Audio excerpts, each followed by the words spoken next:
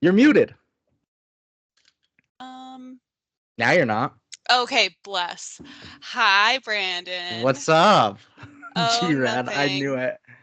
I Oh, knew it. damn. Yeah, I had a feeling. I was typing it in and I was like, I wonder if he's gonna. I wonder if he's gonna remember. Oh, I do. How have I you do. been? Great. Yourself? Good. Yeah, good. Just I don't know, being old, being an adult. Yeah. You're Feeling very old. old. Like super old. I know. It's crazy. You 30 yet? Yeah, Yeah. It's rough. unfortunately, I know. I had my first sleep injury last week, and that's when I knew. I was like, oh yeah, I am in my 30s. I had a shower injury. I felt the same way. No, Yeah. what happened? Just shampooing and tweaked the neck. Yeah. Yeah, that sounds about right. God damn it. It's yeah, we're not in high school anymore, No. regrettably. So I should have a co-host hopping on any minute so I can Okay, teach you through the software, and then the cool. other one's gonna hop on when he gets back around 8, and we Perfect. can take it from there. Yeah, that sounds great. Hold on, let me take my sweater off. Okay.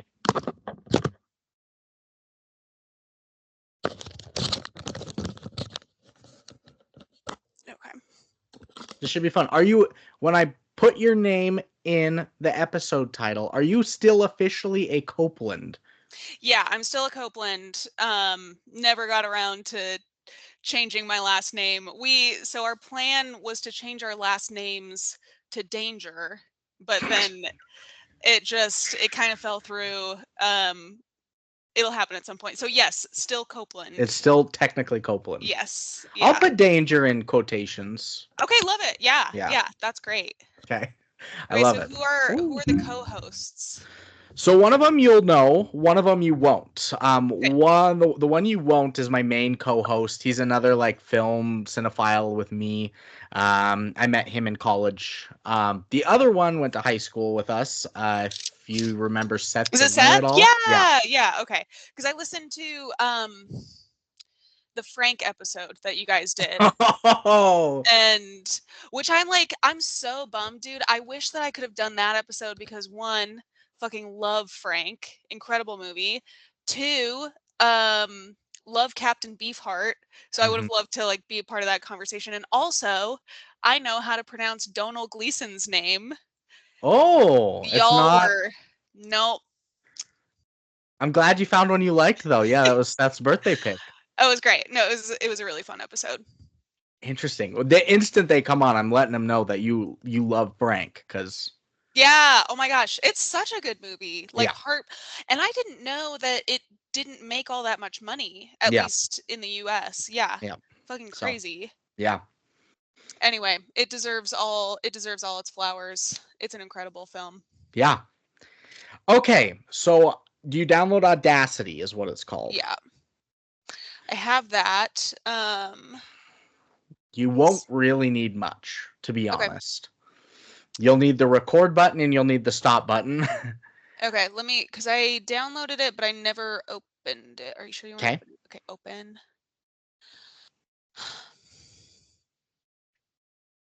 Okay, I see the record button. And Yep. what was the other button? The stop button. That's basically Did I all say you'll no? need Oh, okay. until the end when you send it out to me and I'll go through the exporting process. Okay. Uh there's different versions of Audacity, but underneath the record button, I have like a little microphone icon with a drop down bar where you can select which microphone it's going through. Okay, hold on. Potentially. Some other people have different versions, and so I never know. So you said under the record button there's a microphone? Usually. Wait, I can screen share. Here, let me show you what Oh, I bless. see. Okay.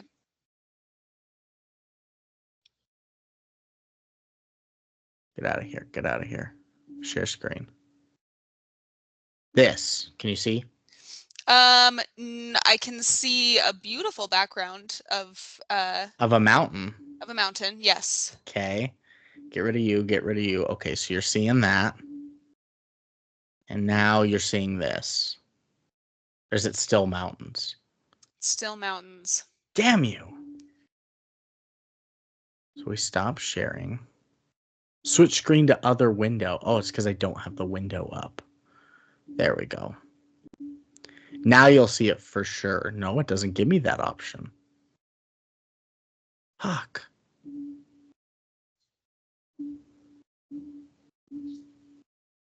How do you not? How is that not?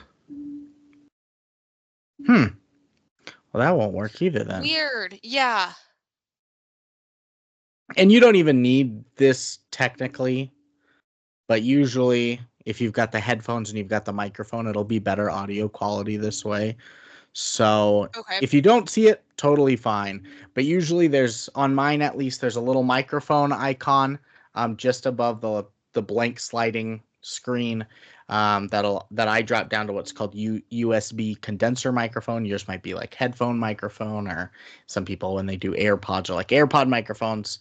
And then there should be like a little volume icon to the right of it that'll also say you have a drop down menu, like blue little arrows that you can turn your audio to be coming through your headphones instead of maybe your speakers. Okay. Wait, hold on just a second. Is this what it is? Options. No, that's not it.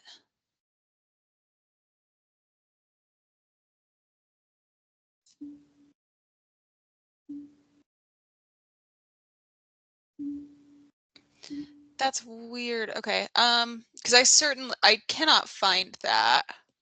And I'm like clicking around trying to see if there's any like where it would be. Does it let you share your screen and I can Yeah, see? let's try that. I don't know why it only lets me show my desktop. That's weird. Okay.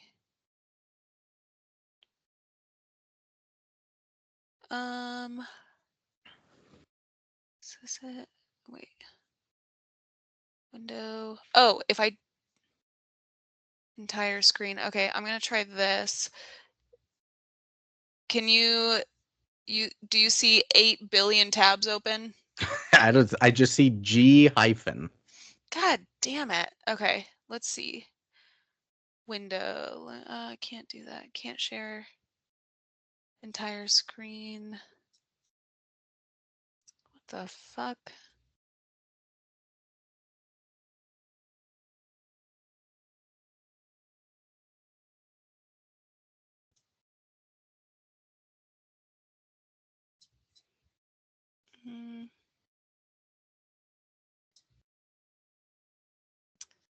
Oh, I wonder. Hold on, give me just 1 second. I think I know why this is not.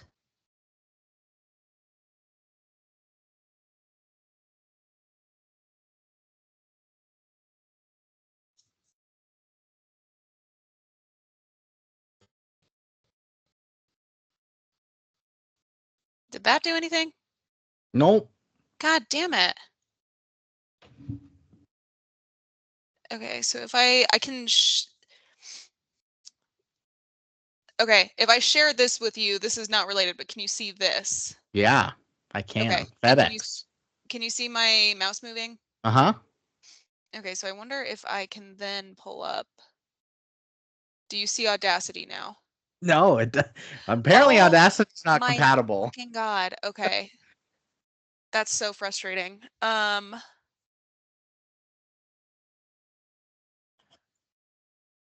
I figured you were in Kansas City, Missouri and not Kansas City, Kansas, but I wasn't sure. Oh, and it's like, oh, wait a second. Shit. Yes, I'm on the Missouri side, but the Kansas side is like a 10-minute It's right drive. there. Yeah. Yeah. That's where, did you ever meet Sam, my older brother? Not like formally. Oh, okay. I think he was a senior when I was a freshman. Because you were 1 year below me, right? Mhm. Yeah, okay. So then, yeah, he was a senior. But anyway, he lives on the Kansas side with his wife and babies. Yeah. But yeah, so Kansas City, Missouri. It's great, I guess. The Chiefs. The Chiefs, Yeah. I really love football and sports. So Mm-hmm. pretty big. Hello? Oh, there he is. Hello. Is it working? It's working. Okay. I gotta figure out Audacity still. That's what we were doing. Thing. Okay. I don't feel too And it bad. doesn't let us share our screen. What does that mean? Oh, yeah, because you didn't do Zoom University like I did. No, I didn't take the class on that. So you don't even have to worry about those little settings. It would have made it a little better, but it'll be fine regardless. Okay. The gist of it, what we'll do today is we're gonna do a podcast. What we're gonna do is there's a cold open intro that we'll do, a little improv something. I hope you're fine with improv. We'll see how it goes. It's been a while, and then we'll get into the hi Callie. Here's Seth. Here's Callie. There she is. Hello. Hi. Oh, my favorite girls. I have those same pajamas. Are those the ones from Target? Yeah, those are the Target polar bear skiing ones. Yes, I have those, and pajamas? I got matching ones for my cat. So wow. Yeah, that's adorable. She looks so good in them. We got the matching set too. I love it. Oh my god. Seth, we miss you. I miss you wanna hear guys. How you Seth real doing? quick? Hi. Hello. What are you up to? I'm about to put Callie to bed. Oh, Then right. read I guess my it's about that time. book. What are you on now? What's going on in your sexy book adventures? I don't want to tell you. I'll text it to you. A firefighter saves a woman from a fire, and then they fall in love. No, one of them had to give birth in a limo. What? Because she was stuck in traffic because of an accident. Mwah. You need to read other books, Marina. Well, that's not the sexy part of the book. This is book 7 of a 10-book series. So I can't stop now. There's too many books. Hey. Well, Bunk. We just came to say we miss you. I miss you guys. Bunk. You got your and crown. Also, Callie's a princess. Of course she is. She's always a princess. Mommy can't wear this. As a tiara. Okay, I didn't see that. Yeah. Also, we cut like 4 inches off of her hair. Oh my goodness. Oh my goodness. It's crazy long. Okay. Love you. Bye. Love you. Bye. Good night, Cal. Bye-bye. Kisses. Mwah. Bye-bye. Yeah. It's so weird seeing people our age with kids. It's weird, Brandon. You're a dad. No, it doesn't I'm matter. still not used to it. It's so strange. You seem like a great father, but it is. Thank you. Like, oh my god, you're a child still. We just had anatomy scan for baby number 2 today. So. Oh my god!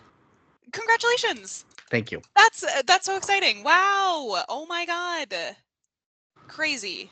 20 weeks yesterday. So. Wow. Okay, so. July baby. Halfway there. Oh my god. Do you feel ready? It's not gonna be August. Oh yeah. Oh Good yeah. for you. That's great. Thanks. Okay, back to this. We'll do the improv, and then we'll go into the actual show itself. We'll do. It's kind of like a structured thing, but you can chime in with anything whenever. We don't care. Okay. I'll talk about There's the no directors, rules. the writers, the cast, the plot, the history. We'll do our budget guessing game. We'll name our taglines. We'll name our facts. Then we'll get into the movie itself, and then we'll finish it with our quotes, ratings, and reviews. Seth, she listened to 1 episode. Can you guess what episode it was? Wicker Man. No. Oh, It was I'm Frank. out of guesses. It was Frank. It was Frank. Yep. It was a very unorthodox episode to listen to. It was. Yeah, there were some parts where I'm like, oh, I think there are some like inside jokes that I'm not privy to. And then I thought it was cute how you guys were trying to find like a pun, like for Frank, for the facts, like the Franks. Yeah, Franks. Franks. Yeah, that was cute. What is this? So we'll do all that, and then chime in whenever you want. There will be a couple little things like when we're ready to go, I'm going to say 1, 2, 3, play. We're going to clap on when you're recording. Don't worry about our claps. When your recording hits 5 seconds, just so I can line up our audios, our files. And then I'll cue you. I'll hold up like a 5 second. We'll do a 5 second pause. After we do our little cold open intro, we'll do a 5-second pause after we name our cat's facts so I can plug in a movie clip. And then after we finish talking about the movie and before we do our quotes, we'll do another 5 seconds. So I'll give them to you. Okay. And aside from that, I think we're set. I think we're Seth. We're Seth. Very nice. Seth, are you ready? I'm trying to find Audacity still. I don't know where I put it. In your butt? No. Yeah, did you check your butt? I didn't check. I'm not going to check. Well, if you can't find it on your computer. That'll be my last step. It'll be the second But spot. it's not in my top 10 spots to look for sure. That would have been my number 2. Oh, hold on. Damn. Computer, butt, fridge. Yeah. In that order. Oh, let me do a little test here. Make sure my mic, I have the right mic set up. Oh yeah, do a little sound check for yourself. Mic check, Hello? mic check. Mine's always good. Audio set up. Not recording channels. No, use the snowball. Do you have a fan going in there, Seth? I can hear a fan. No, the AC is just really loud. Oh. You don't need AC. You live in Texas. Yeah, it was like 80 today. Are you in Central Time? Is Texas in Central Time? Is that stupid? That's a stupid question. Yeah, it is. I think most of it is. I think the western part is still mountain, though. I don't know. It's like huge to Oh, me. interesting. Okay. Okay, let me try this again with the proper mic. Snowball. Hello, snowball. Stop. I don't know. How do I get out of here? I'm in full screen now. How do I get out of full screen? I mean, if you can't, last time when we did 8 Crazy Nights, you did it on the non-snowball too, so. Did it switch over like halfway through or something? Yeah, really quickly when it fell off the air mattress and... Oh, yeah, that's right. How do I get into the... I can't see myself. How do I get into this phone call? Oh, there I am. You don't need... Got him grainy as hell. Okay. Okay. And Lucas said he's only like 5 minutes out, so... Oh, Lucas wasn't on Frank. You don't know anything about Lucas. Yeah, I don't, because you two were on Frank and then one other person, Robert or something. Yeah, the drunk. The Robert the drunk, yeah. He was great. You all were great. It was, yeah. It sounded like a real ass podcast. I was super impressed. Let's see. This is going to be episode 195, 194. Holy smokes. 194. 195, because I'm a day late on posting. How long have you guys been doing this? Since June of 22. June. Oh my god! Wow. June of 21. Holy smokes! That's so cool. Dang, good for you guys. Thank you. All right, are we ready? Well, we have to decide on what our improv thing's gonna be. I was thinking. I didn't see the movie, so I don't know at all what it's going to be about. I was thinking. Oh, it's wild. It's about a wild beekeeper. ride. I saw Jason Statham. Josh I've Hutcherson. never seen him in a movie. Minnie Driver. Jeremy Strong. Oh, okay. Yeah, I was thinking like. Jeremy Strong's in it. Yeah, he was the guy that was working with Derek the whole time, the old guy. Oh, okay. I was Jeremy Strong. Jeremy Irons. Jeremy Irons. Okay, because I was like, I was thinking, I'm thinking Jeremy Strong is a completely different person. Yeah, Jeremy Irons, old man. Okay. I was thinking like one of us was like we could do like a radio show, right? Mm. And we call somebody on, we have a guest caller, and we're like, hey, what do you do? And it's just all their answer for everything is I keep bees, like, because that's all he does. He keeps bees. Right. He doesn't go into detail about it ever. He's just that's his job. He just needs to protect his hive. Protect the hive. I keep bees. Can I be the beekeeper? Can I be the person who says I keep bees? Yeah, you do your best Statham impression. I'd love it. Oh God, his weird accent. What is he? Australian / I don't know. I thought he was like Welsh for some reason. Oh, He's that does got sound more right. because I don't. It's like an accent that sort of sounds Australian, but is not Australian. And all the THs are Fs. Like, I'm Jason Statham. Jason Statham. Yeah. Every Okay. TH is an F. All right, you can be the beekeeper. We'll do a little radio show. Okay.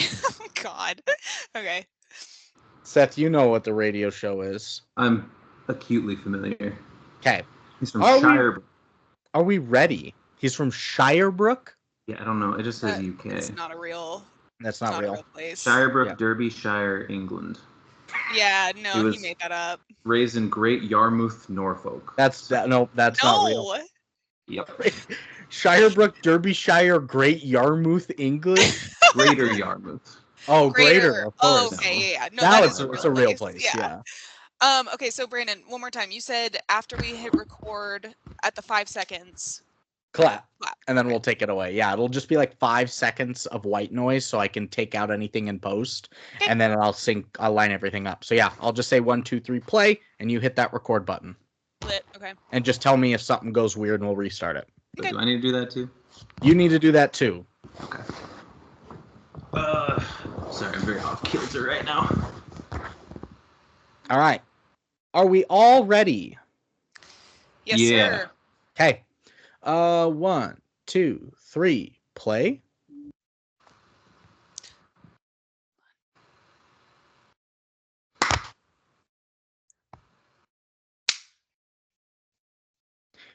What's up, folks? It's your boy JoJo Candles tuning in on 105.9 Sex FM. Let's get it, boys! Bow, bow, bow, bow. And today I got my only co-host. She's sick, actually. She's got diphtheria. But instead, we got Booty McFarts with us. Booty, my co-host today. How you Yep. doing? That's my name. I'm doing as well as somebody with my name could be doing. How are you? Doing well, you know. Me and Booty kicking it off. And before we get back to 8 consecutive hours of Lifehouse music, we got to do our guest callers. We got to do our guest callers and one Daft Punk song, as we always do. Booty, who'd you get on the phone for us today? You screen these calls? Yeah, I had a hard time understanding what she was saying, but I think it's something to do with bees. Bees. Bees. Bees. Okay. Well, let's tune in. Caller number 6. Yes. Hello, I keep bees. That's what it was. It's pretty much what you said. I mean, you nailed it. Can you explain more about keeping bees? Yes, absolutely. I am a beekeeper, a keeper of bees. All right. Where do you keep them specifically? In a giant shed is where I keep them. Doesn't sound safe. Like It's one not. big room, they got their own little compartments, or just a shed with a door? It's a massive, massive shed. There's a rumor that somebody had lost their virginity in it at one point, so it is a very special shed, but that is where I keep my bees. I lost my virginity on the Space Needle. What about it? What about it? So you keep bees. How'd you get into that? What do you do with it? I keep them and I protect the hive. Wow. Holy shit. Wow. And how do you protect the hive? Guns. Oh! Whoa! That was not what What's I a was bee's thinking. natural predator? He gets it. You ever thought about keeping bees? I've not. But what is a bee's natural predator? Why do you need guns? A bee's natural predator is somebody who does not respect the Constitution. Yeah. Somebody Communists. who would- Communists. Communists. Anybody who's willing to rig an election.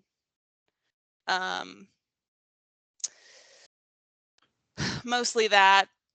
Women in pink trench coats as well with fucking right. haircuts. So we're anti-women, anti-communists. It sounds like anti-libs, pro-gun. All right. Booty, I'm happy you brought this person on.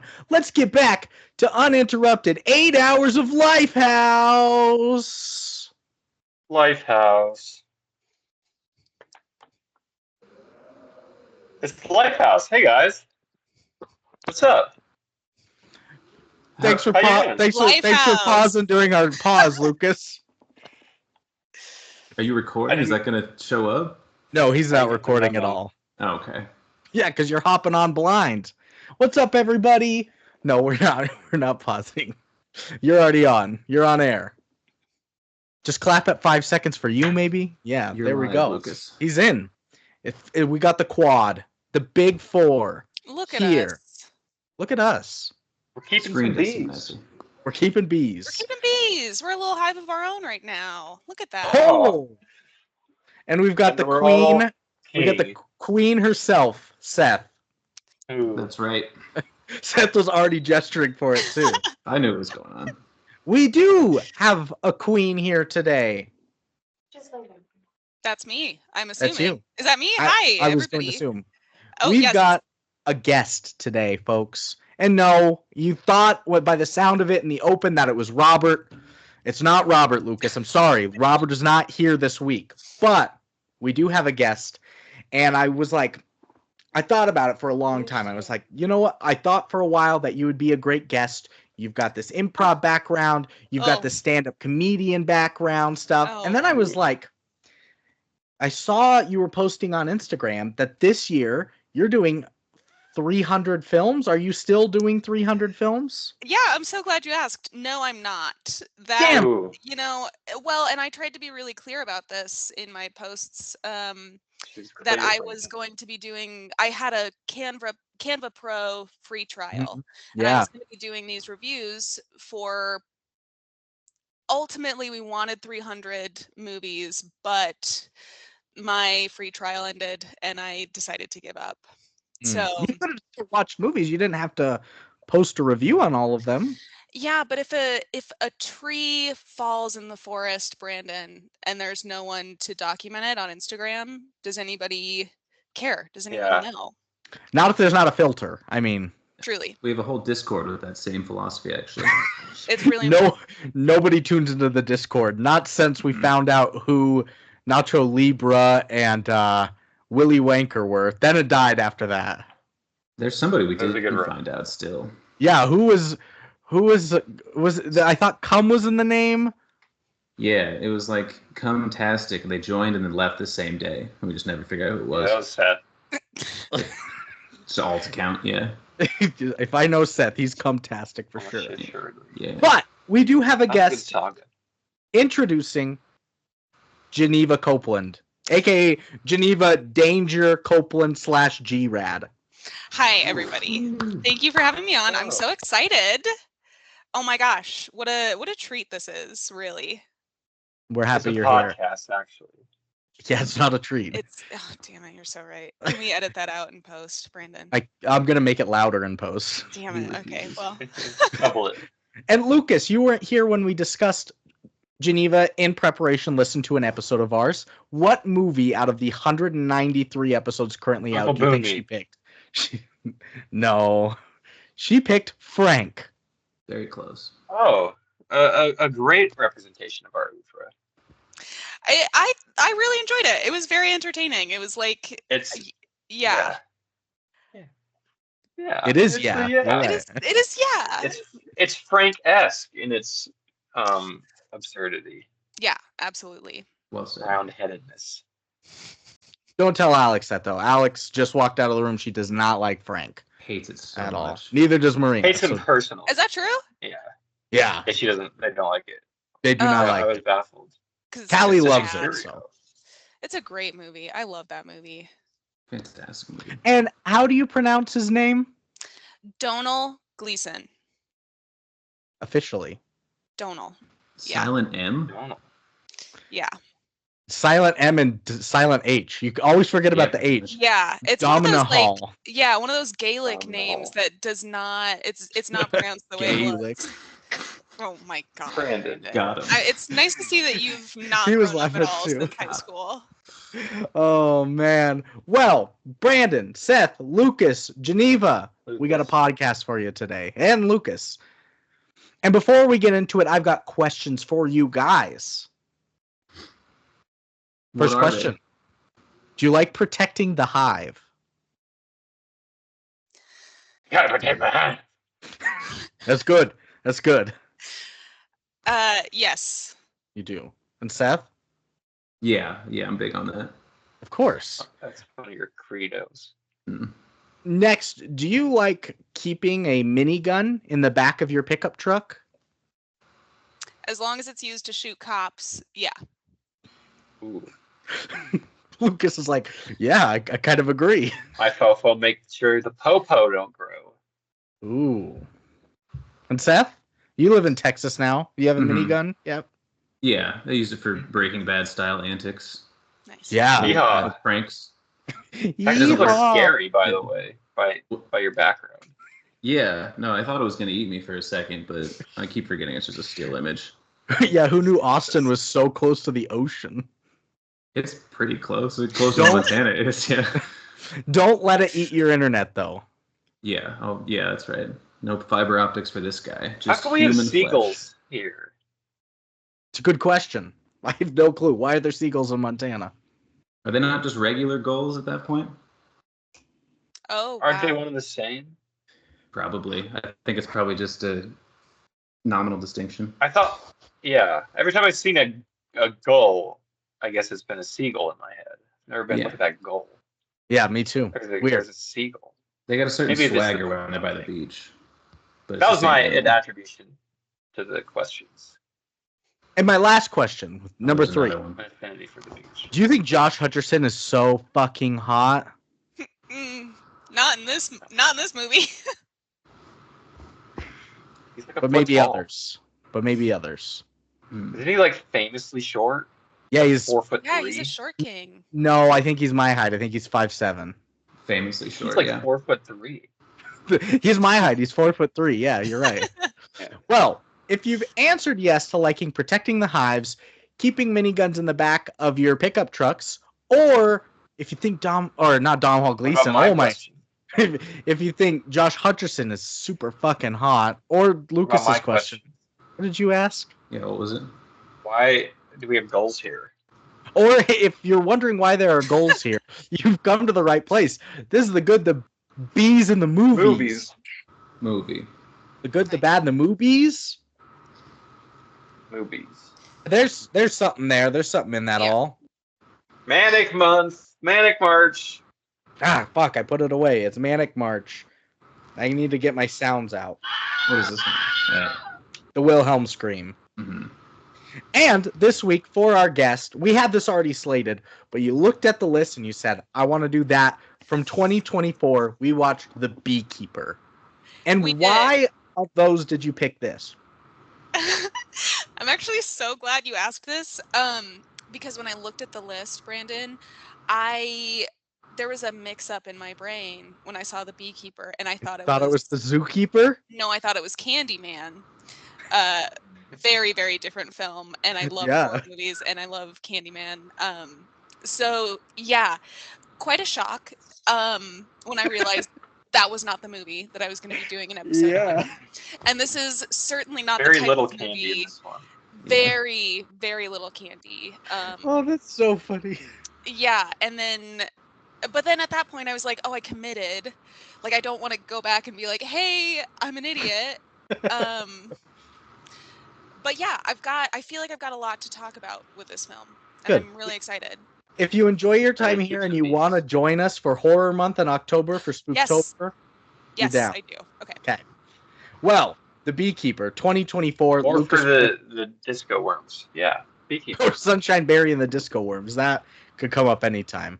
Well, let's dive into it. And before we dive into it, we're chugging beers tonight. What do we got, folks? I was like really set to go to the gas station and get like a honey Hefeweizen or like a summer honey or something. Oh, yeah. Then I had to give Callie a bath, so I'm drinking the next closest thing. It's a Coors Light. Oh, Ooh. nice. Festive. I've got a Two-Hearted IPA. Ooh. It was the only thing in my fridge. Not the only thing in my fridge, but the only alcoholic beverage. Only thing. And I'm excited to crack into it. Good. Seth? I have a McConaughey's IPA. That's a great name. Yeah, it's his. It's Matthew McConaughey's beer. I love it. Nice. And is it good? Yeah. It's pretty good. All right. Yeah, it's all Everybody, right. all right, all right, all right. Lucas, it looks like you got some wine there. I do. This is a red Chardonnay. It's from the wine region. And it's got a taste to it. Did you say a red Chardonnay? Red Charbonnet. Chardonnay. Oh, okay. Philistine. Well, I'm glad we're all here. We're drinking beers. Let's get into The Beekeeper with the director of David Ayer up in here. And Throw your I've hands seen in the air. Ayer. You love this guy. I've seen a couple. What? If you throw your hands in the air if you love this guy, yeah. This guy. And he doesn't have a huge filmography, but I've seen a couple of his films. He's done Harsh Times. He did Street Kings. He did Sabotage. The two films that I've seen, End of Watch with Jake Gyllenhaal and Michael Pena. Fantastic film. And Fury, also Michael Pena, Brad Pitt, Shia LaBeouf tank war film. That's right. Oh, okay. Yeah. I didn't know it was the same Enjoyed. guy. Have you seen Fury? I enjoed. Hated is my memory. Really? Reviled. Really? Almost on the level of Hacksaw Ridge. I thought Shia was good though. Was my memory. Yeah, so you like Shia, you hate Andrew Garfield. Got it. That's very true. Could Shia play Peter Parker? Could he play Spider-Man? No. I don't think so. Too short. You're right. But Tom Holland is short. Yeah, and he's a mistake. Oh. I also hate Spider-Man, so I don't know if I should be the authority on Who gets cast and who doesn't. Yeah. Well, and then you've also got, he did Suicide Squad. Yes, that's right. He did a movie called Bright and The Tax Collector. It's tax season, folks. File your taxes. Is that the Will the Smith hilarious? Yeah, the hilarious movie about the racist orc cops. one? That's right. Yeah. Brandon, I never even heard of it. You failed to mention that he also directed a Machine Gun Kelly music video. He did direct a Machine Gun Kelly music video. Yeah, that's probably the biggest thing he's done. You're right. Yeah. Which one? Oh, I don't know. I just know he did one, and I'm not familiar with MGK's work as. Well, you don't have to be super familiar. Just like sing your favorite song of his. Of Machine Gun Kelly's. Yeah. We're going out tonight and we're doing things at the club. Put our hands in the air and all the girls dancing on the floor. Something like that. Yeah, that's. I think that was his song. Boy. That's not. I think that was his song, "Gentle Sunset." It was something like that. Yeah. Something like that. So that's our director, and then there's just one writer, a returning writer. It's Kurt Wimmer. Lucas, you're the only one that was on the episode that we did. Can you remember what he wrote? Did Uncle Boon Me? No, he did not. He's not a pitch-a-pong. I don't know that. Kurt Wimmer has done a movie called Double Trouble, The Thomas Crown Affair, Equilibrium. He did Street Kings that David Ayer directed.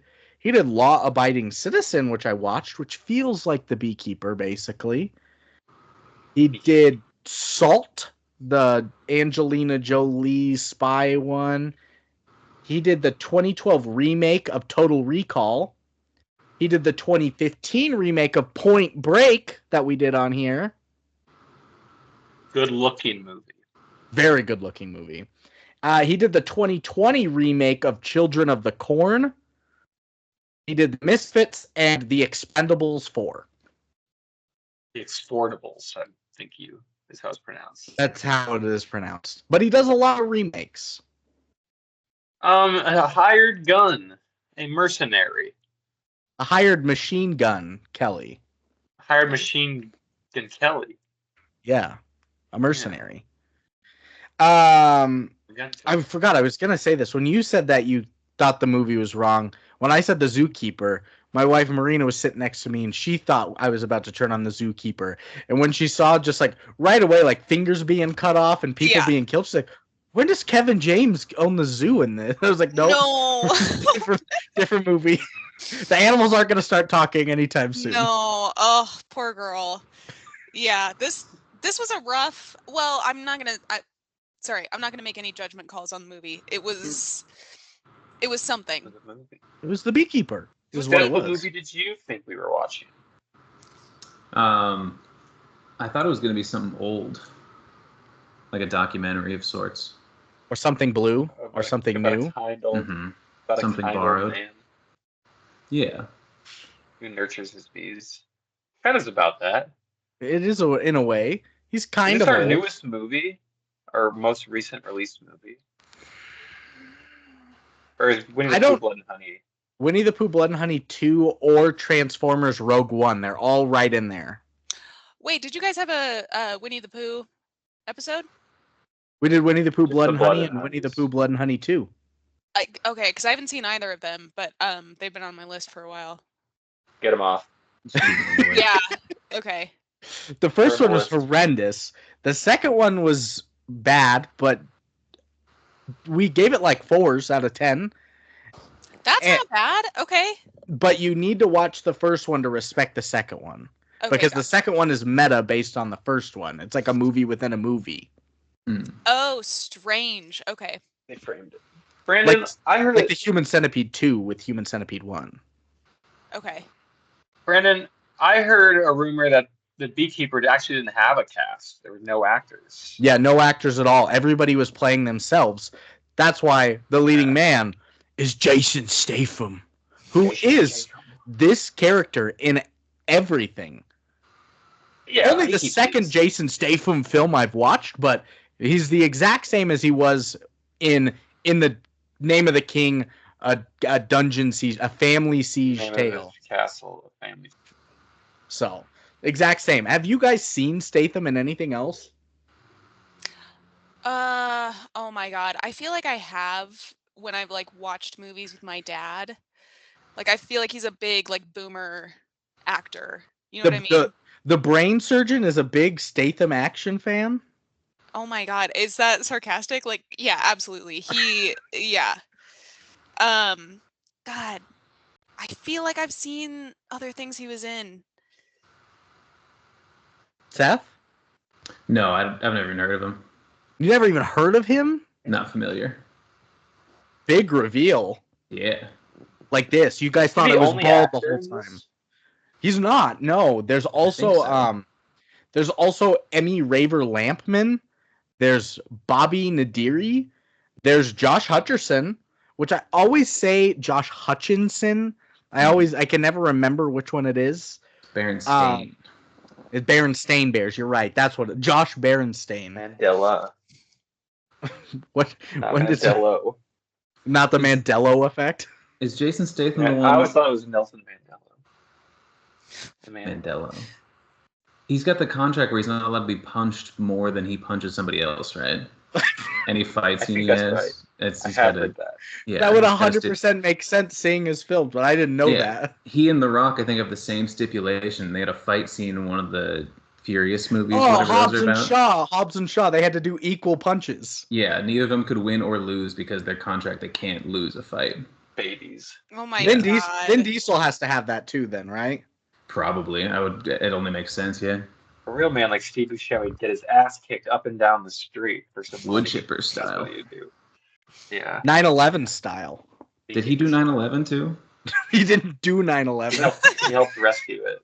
I have something for that. He was a firefighter for it. He didn't do it though.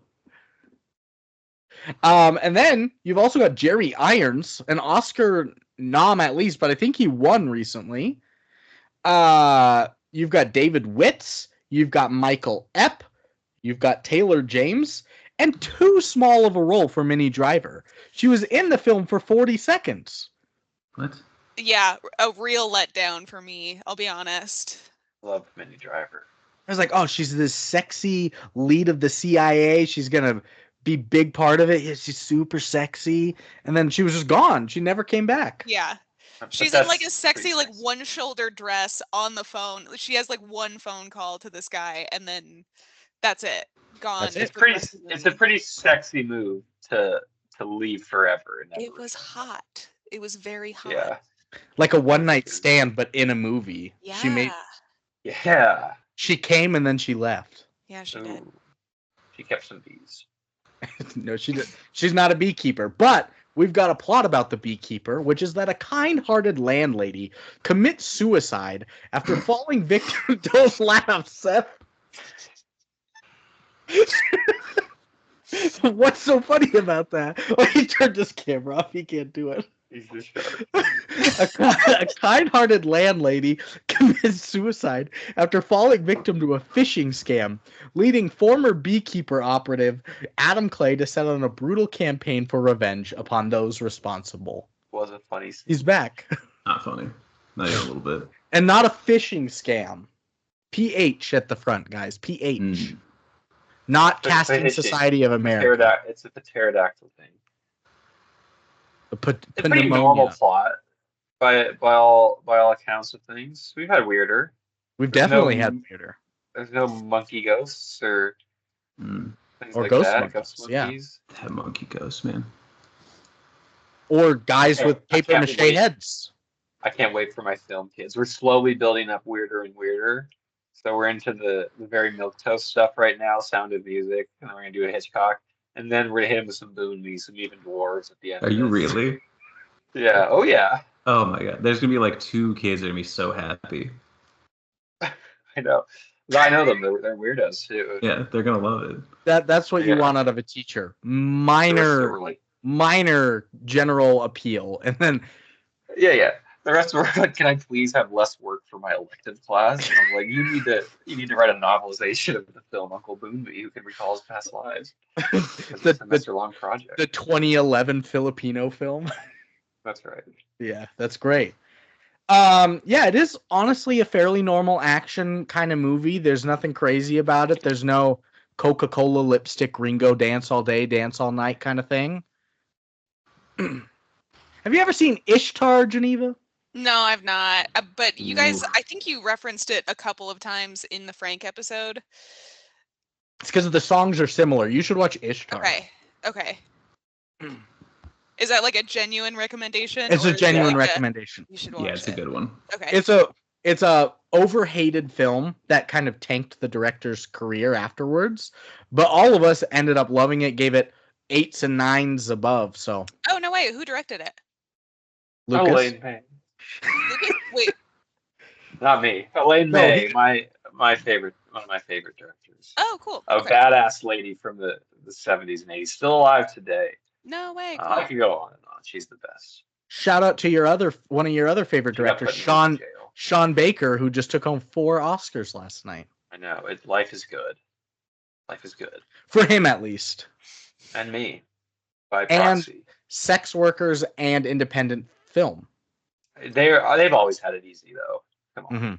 Mm-hmm. Yeah, of course. Independent and sex workers, for sure. So, some history.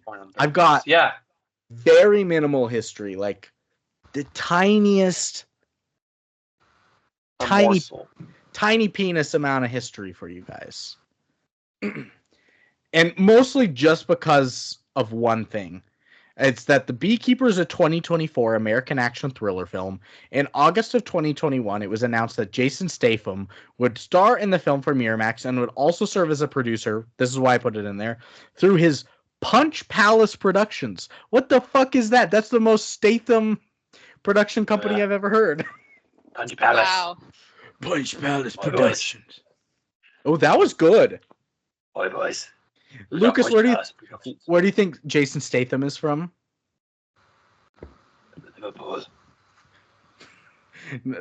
Seth's gonna pull it back up again. He had it. Yeah, it's a lot. Very specifically. It's so long. England's stupid sometimes. He's from Shirebrook, Derbyshire, England. Shirebrook, Derbyshire. And then what else? There was the Greater what? Yeah, he was raised in Great Yarmouth, Norfolk. Great Yarmouth, Norfolk. Which all just roll off the tongue. Shout out. Anybody ever eaten beans on toast? Maybe. No. I don't think Maybe. so. Probably didn't log it in my mental calendar. I've had bangers and mash, but never beans on toast. I've never. They don't have a tagline for this thing, do they, bitch? It's budget time, actually. Mm. Geneva, We I know skip you already. that. I know you already sang a song, but do you have a budget song for us?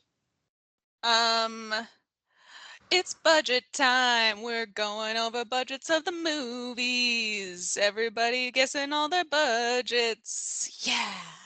Yeah, that's good. Was that good? Yeah. That's great. It's one of the best iterations yet of our dozen or so that we've Oh, contracted good. out. Yeah, if You- you guys yeah. ever need little Top 3. Top 3 for stingers, sure. let me know. I mean, Roberts is number 1. It's the one that I associate as the original, and it's not even the It's original. not at all, not even close. So I don't even think you heard them. The original is if you're doing the books, you better not fudge it. So let's play a game called Guess That Budget. Okay, so did he come up with that on the spot, though? Lucas did come up with that on the spot. God damn it. Okay. Yeah, that's way better than mine. Roberts, that's number 1. He was like 8 shots of tequila deep and like 9 beers, and he was just like, budget time. Can you guess the dime? And That's good. Okay. Yeah, I wasn't really Genius. concerning myself with rhyming or yeah, it's Freebird. rhythm, There's melody. Shakespeare, There a was Shakespeare like a budget. jazz to it, you know. Snappy. Exactly. Double. I heard a double time swing in there at one point. Yeah, thank you. I'm glad you picked up on that. Little James Yes. Brown influence. Yeah. A little bit. So, a Jason Statham action film. Seth, we're going to start with you. What do you think the budget for this film cost? All right, my favorite game. We're gonna With your say, favorite friends. huh? We're Your gonna favorite say game with your favorite friends. my favorite friends. Top 3. 60 million. 60 million. Lucas? Yeah. I thought your favorite game was that pirate game. I'm gonna guess Probably. 30 million. 30. Seth, you want to play Sea of Thieves tonight? Yeah, all right. Cool. Sweet. Let's play Yeah. some Sea of Thieves. G-Rad, Geneva, your thoughts on the budget? Seth, what did you guess? How many million? 12 million. 12 million? Okay. Dude, I'm going to guess 50 million. We have a tie Damn it. That's deep, yeah. between Lucas and Geneva. It's 40 million, which means you each get Wow. half a point. Okay. All right. So Seth gets the point because we were off. We were not within 8. You weren't within 8 million, so Seth gets a full point. Yeah. Nice. That's right. Oh, is that the rules? Yeah, you have to be within 8 million or else Yeah. Seth gets a point. That's Okay. my handicap because I'm so bad at this movie thing. All right, reverse order. Geneva, what do you think this film made on its opening Can I weekend? help you? Oh, man. Yeah. Just in the US, or are we talking? Correct. Oh my God. Okay. I'm going to say, I think it probably took a loss. I'm going to guess Don't step on that. I'm going to guess it made 11 million. $11 million. Lucas, I know you're about to ask. It opened January 12th. I remember this being a January opening, which usually I'm just gonna. I think that lends to a solid opening. I'm gonna go 19 million. 19 million. Seth, I'm gonna go 12 million, Bob. Price 12 is Right. million. It's almost a tie. The winner today is Lucas. It's 16.6. Damn. That 0.6. Yeah, the I point hated you. 6. Yeah. Lucas, I'm making you go first this time. Total in US and Canada, how much money did this movie make? Canada. Don't factor in the tariffs. 16.6 legs out to 65. 65 million. Seth? I was gonna say 50. 50. 52. And Geneva. Oh, 52. Mm. Oh, this is tough. I feel like this is not a movie that Canadians would want to see.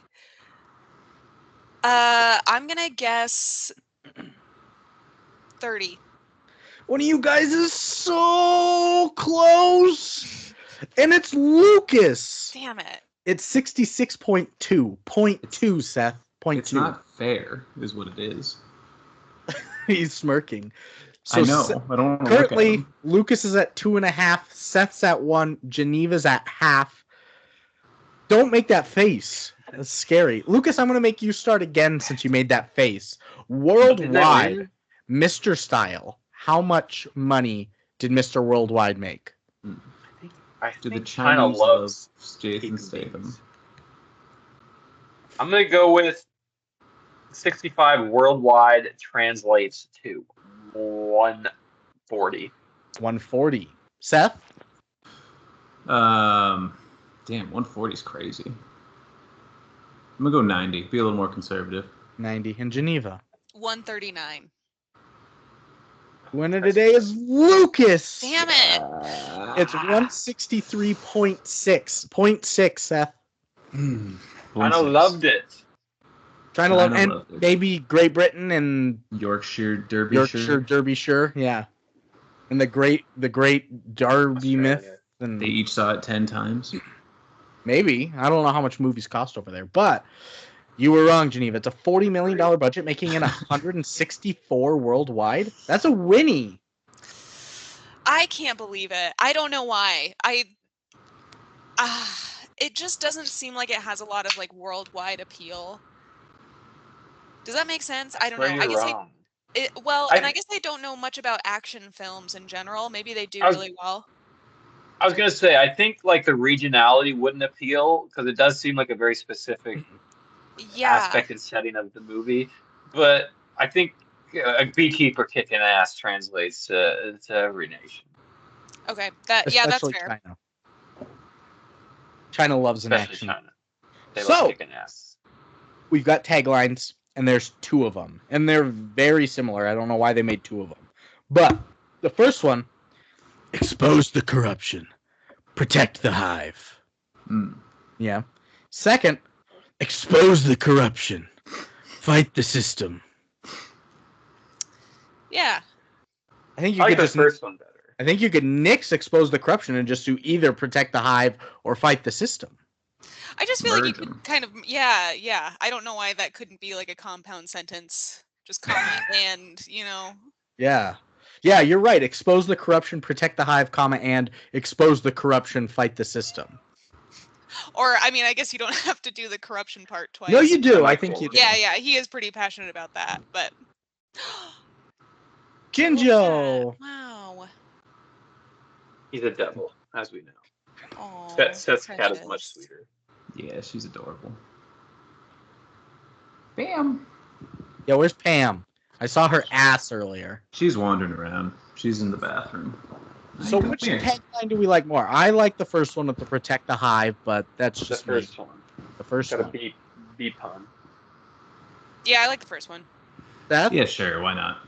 But what about taglines of our own? Can we do better at the job than the tagline writers? Mm-hmm. This movie's got a buzz about it. That's so good. Nice. I'm going to put you in a bee sleeper hold. Nice. He chokes a lot of people out. Yeah, that's true. Oh, brother. Beekeeper, I hardly know her. Nice. I like that one a lot. Yeah. Jason Statham stars in. No, that's not a tagline. That's just... Of course it is. It goes around What about? poster. Let him cook, Brandon. Oh, you're right. Let the bee cook. What about Honey, I made a movie. I watched a movie. Like Honey, I Shrunk the Kids. That's good. Honey, I shrunk his head with the bullet. I shrunk his life. Honey, I shrunk his life. Honey, I shrunk his lifespan. ... with a bullet. With a bullet. Honey. I think that's a good one. Seth, you love this movie. Do you have any yourself? Yeah, I did love this movie a lot. So I got no notes, actually. I think Lucas kind of nailed it. And they nailed it with their first 2 taglines, so I didn't try again. Yeah. You thought they should have been separated, though, right? Not with a conjunction in there? Yeah, I mean, you're going to have more than one poster, so you need more than one tagline. That only makes sense. Okay. Well, let's go with Honey, I shrunk their lifespans, ... with a bullet. We'll send it to headquarters, to HQ. Oh, yeah. James Bond it? Did James Bond ever do the Elvis lip? I don't think he did. Is that what that is? I feel like it's a really good Jason Statham face. Like a little bit of a snarl. Yeah. Yeah, you got a bald a little bit. Hi, boys. That was Good. that was it. Holy Yeah. shit. I think Jason Statham loves slurs as well. No. Yeah. Say a slur while you're doing Yeah. it too. You got to incorporate that into your impression. Where are my fucking bees, you bloody fucking mink? That was good. I've never even heard of those ones. Brand new I think slurs for me. I think you're too tall to be Jason Statham, though, Lucas. 6'5" is way too tall for an action hero star. Maybe not. You'd be towering above everybody. Too tall for action star, but too short for the NBA. What does it come to? Yeah, what else can you do except teach then? If you can't be an action Gotta teach. star or in the NBA. You ever have dreams of the WNBA, Geneva? No, never. Oh. Not even a little bit. That's You a don't dream shame. about those women. I you know what, the women are great. Who's the one? Caitlin Clark? Yeah, you nailed it. Is she in the WNBA? She is. Okay, so I like her a lot. She's great. I don't know. I'm not a sports person, you guys. I'm so sorry. I'm a fraud.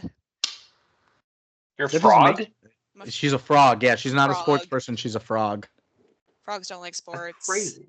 Yeah. We should talk about that more. Frogs love movies, though. And they're in a lot of Maybe movies. they love That's true. facts. And Seth loves Paige Beckers. Yeah, LSU. UConn. That was Haley Van Lith, Never even heard that name. the other blonde basketball player. But yes, facts time. So we originally, our first episode ever, it was Cats from 2019, Tom Hooper's Cats, where they animated out the buttholes. They had that decision. We did some trivia and some facts about it, and we called them Cats Facts. But nowadays, we name them. Do you have any names? I mean, there's Bee Facts, and there's Keeper Facts, or there's... I can't... Nothing's coming off the top right now. Fishing Facts... Let's see. Bee, honey, stinger, hive, beeswax, beesfax. I've got beeswax. beeswax is good. Facts. What about Factiterabithia? That's good. That's really good. Yeah. In the name of the facts. In the name of the hive. A facts tale. You're just doing the other Jason Statham movie we did. And I'm pretty sure we did In the Name of the Facts in that one. I think that's too derivative. Beeswax is very good, though. None of your bees facts. I'm None walking. of bees None of your facts. bees None facts. of your beeswax. None of your beeswax. Nunya. Yeah. None of your beeswax. All right. We're gonna do it.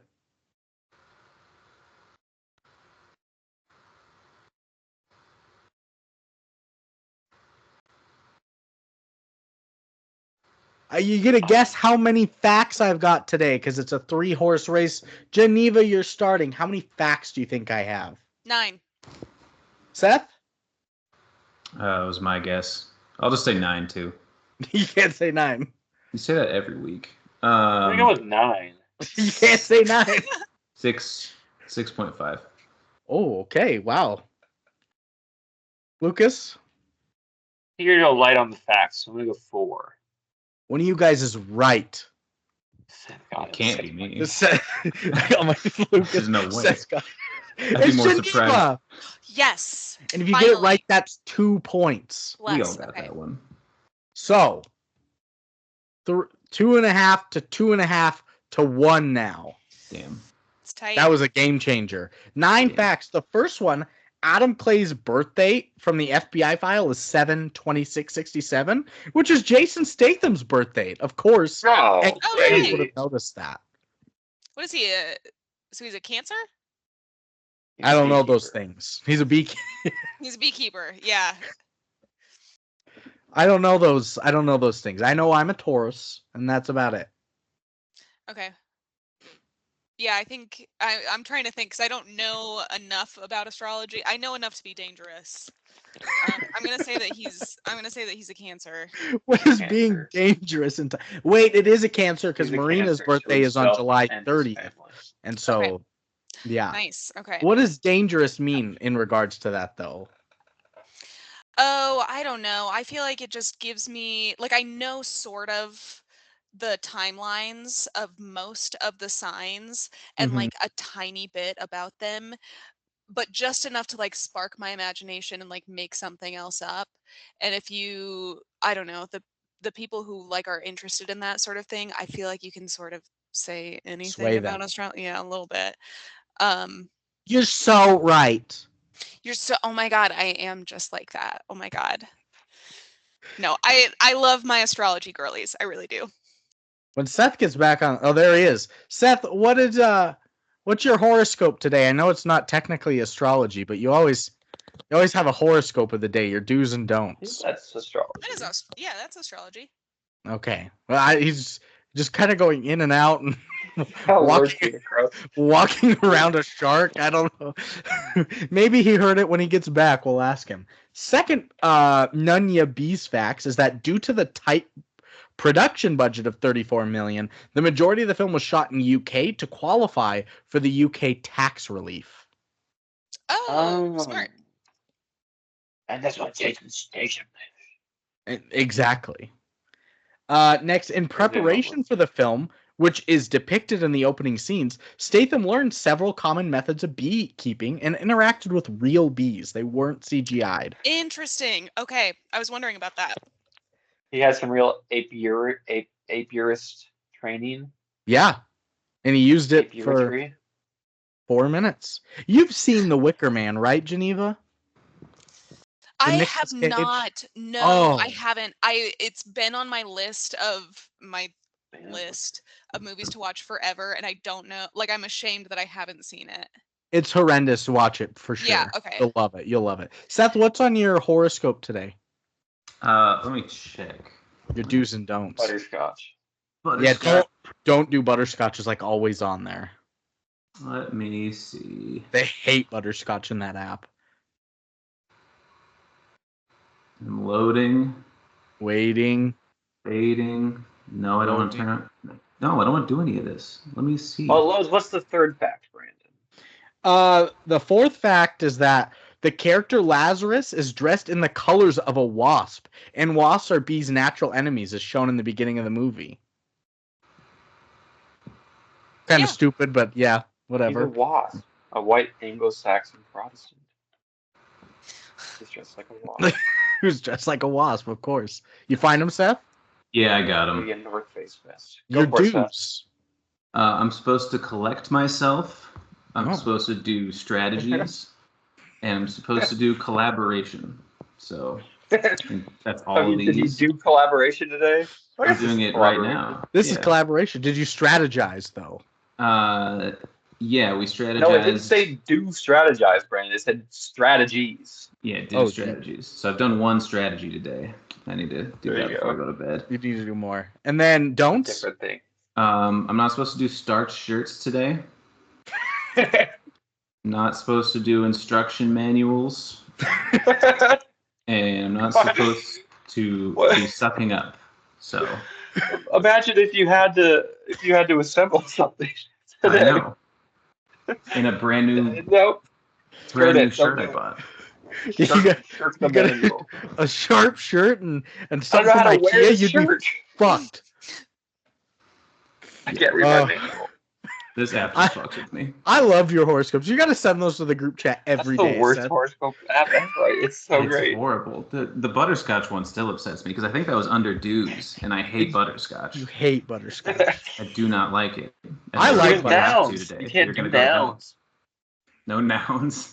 No butterscotch. You can't do a noun. How do you feel about butterscotch, Geneva? I'm a fan. It's fine. Yeah. It's fine. It's fine. There's a prescription pill that smells exactly like butterscotch. If you ever have to take olmesartan for your blood pressure, whoa. It's exactly like butterscotch. How did you find yourself smelling this prescription drug? Because I'm a pharmacist and it pops up. Oh, I didn't know that. I had no idea that's what you do. Okay. Yeah. Did you also not know they smell all the pills before they bottle them up? No, but I assume because if I were a pharmacist, I'd probably do that. Brandon I also would too. crushes them and before he smells them to make sure. Yeah. Yeah, You you need to get smell there- deep into there the is- Really, sinus. really hard. There's one pill that I smell every time it comes across me. It's Depakote, Oxy. Divalproix, delayed release. They smell name, Oxy. exactly like just sugar, like vanilla. They're great. Mm. Wow. So the more you know. Beekeepers. Beekeepers. And there's one med that smells like weed. You It's don't called know. marijuana. It's called marijuana. You're right. Good job.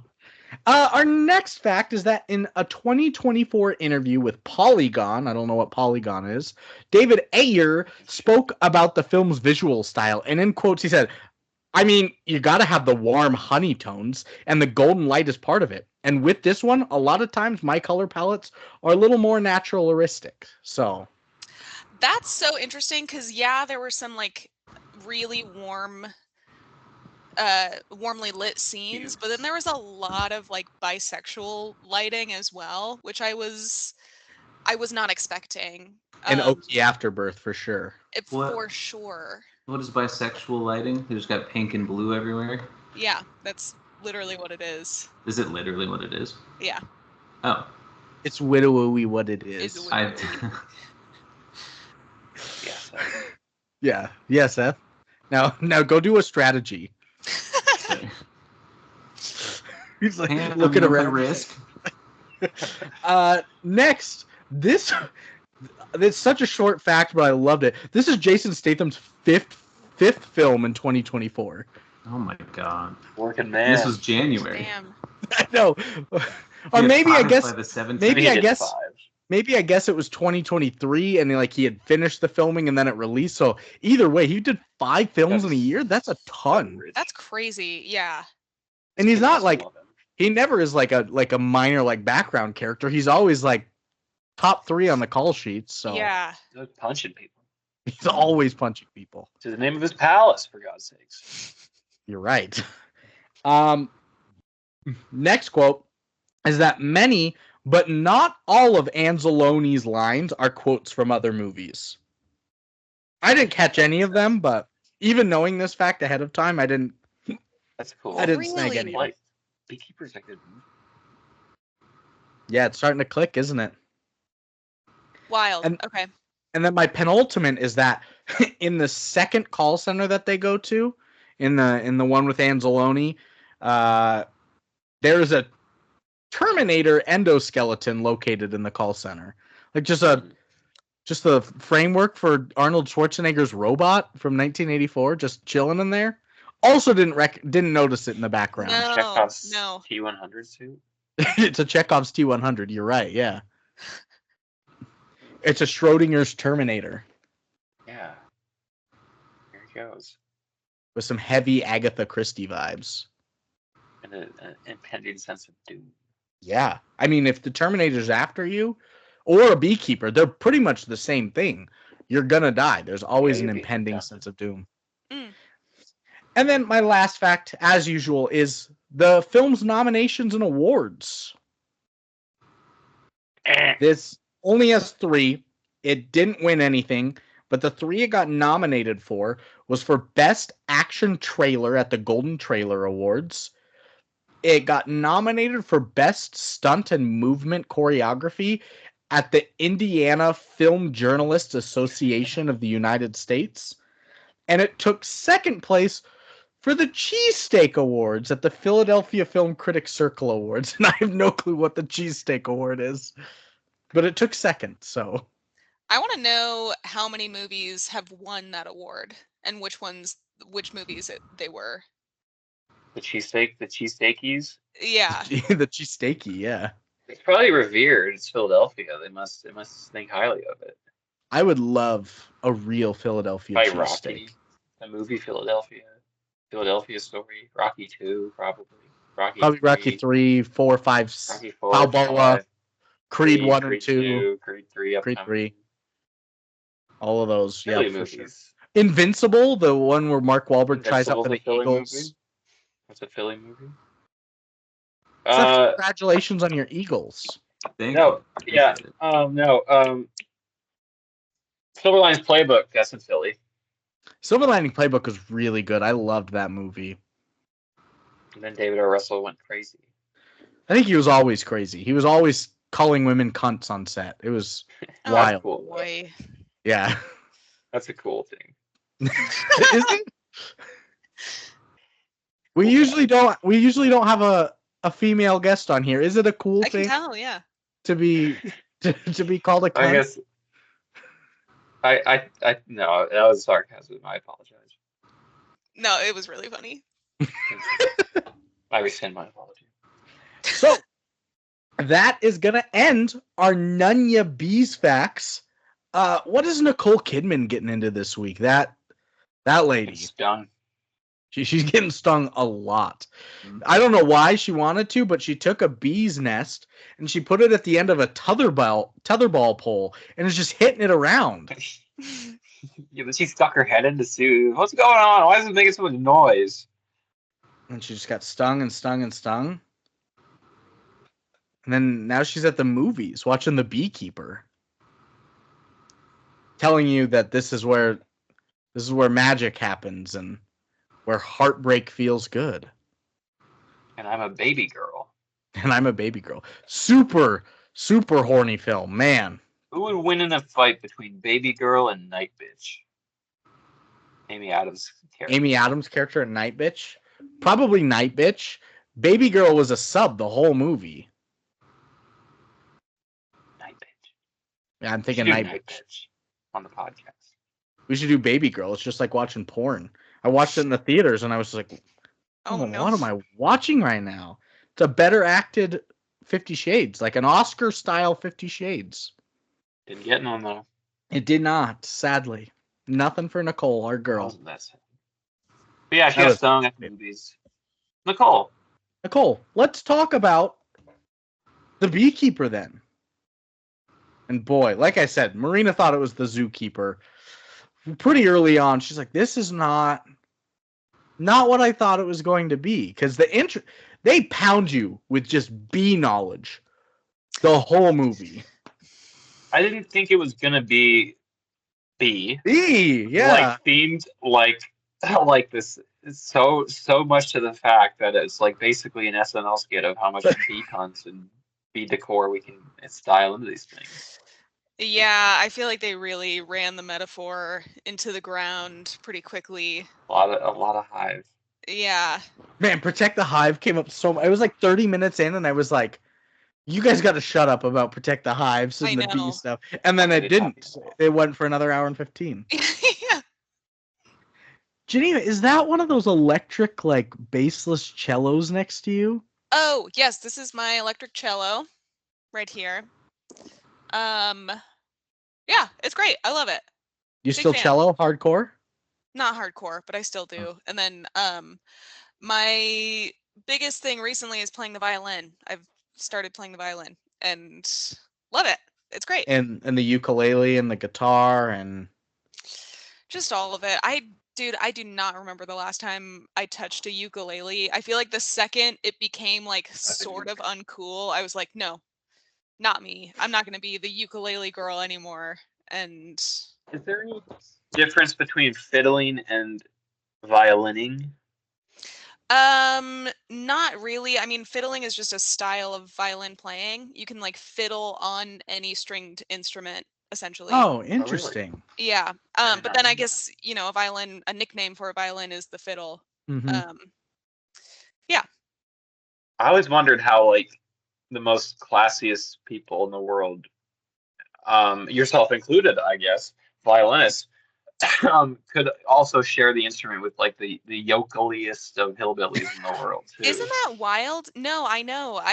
It's a really fantastic instrument. I mean, I guess, all instruments are pretty versatile. Like you have so many different styles of guitar playing and piano playing and I feel like Yeah. there's no like middle class fiddle player.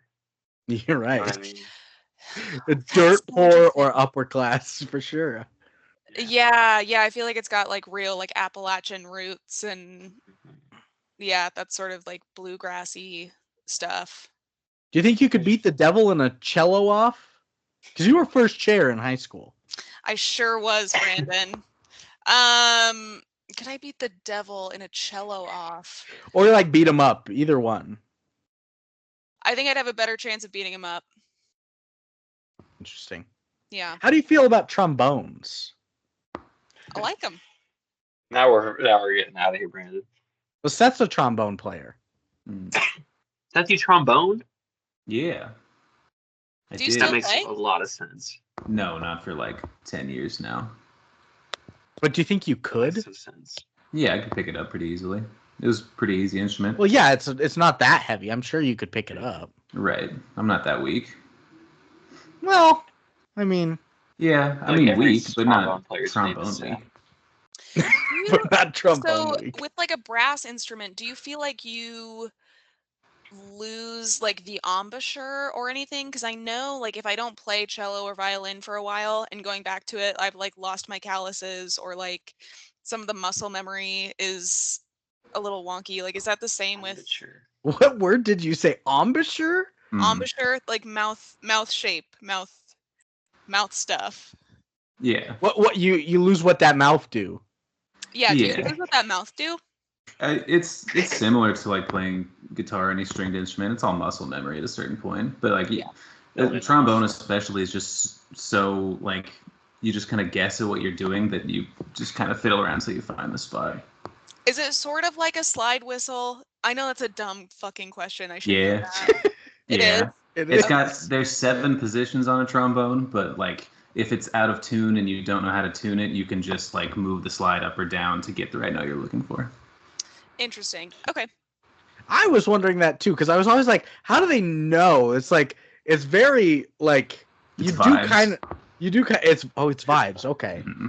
So if you're a trombone player, you're good at vibes. You master vibes. Okay. Yeah. I feel like that's sort of the same thing with any like fretless stringed instrument where it's like you eventually figure out where the notes are and just like know that, okay, well, if I want to play G, I put this finger here on the. I didn't realize most stringed instruments were fretless. I'm learning so much today. Yeah, I think guitars are like the only fretted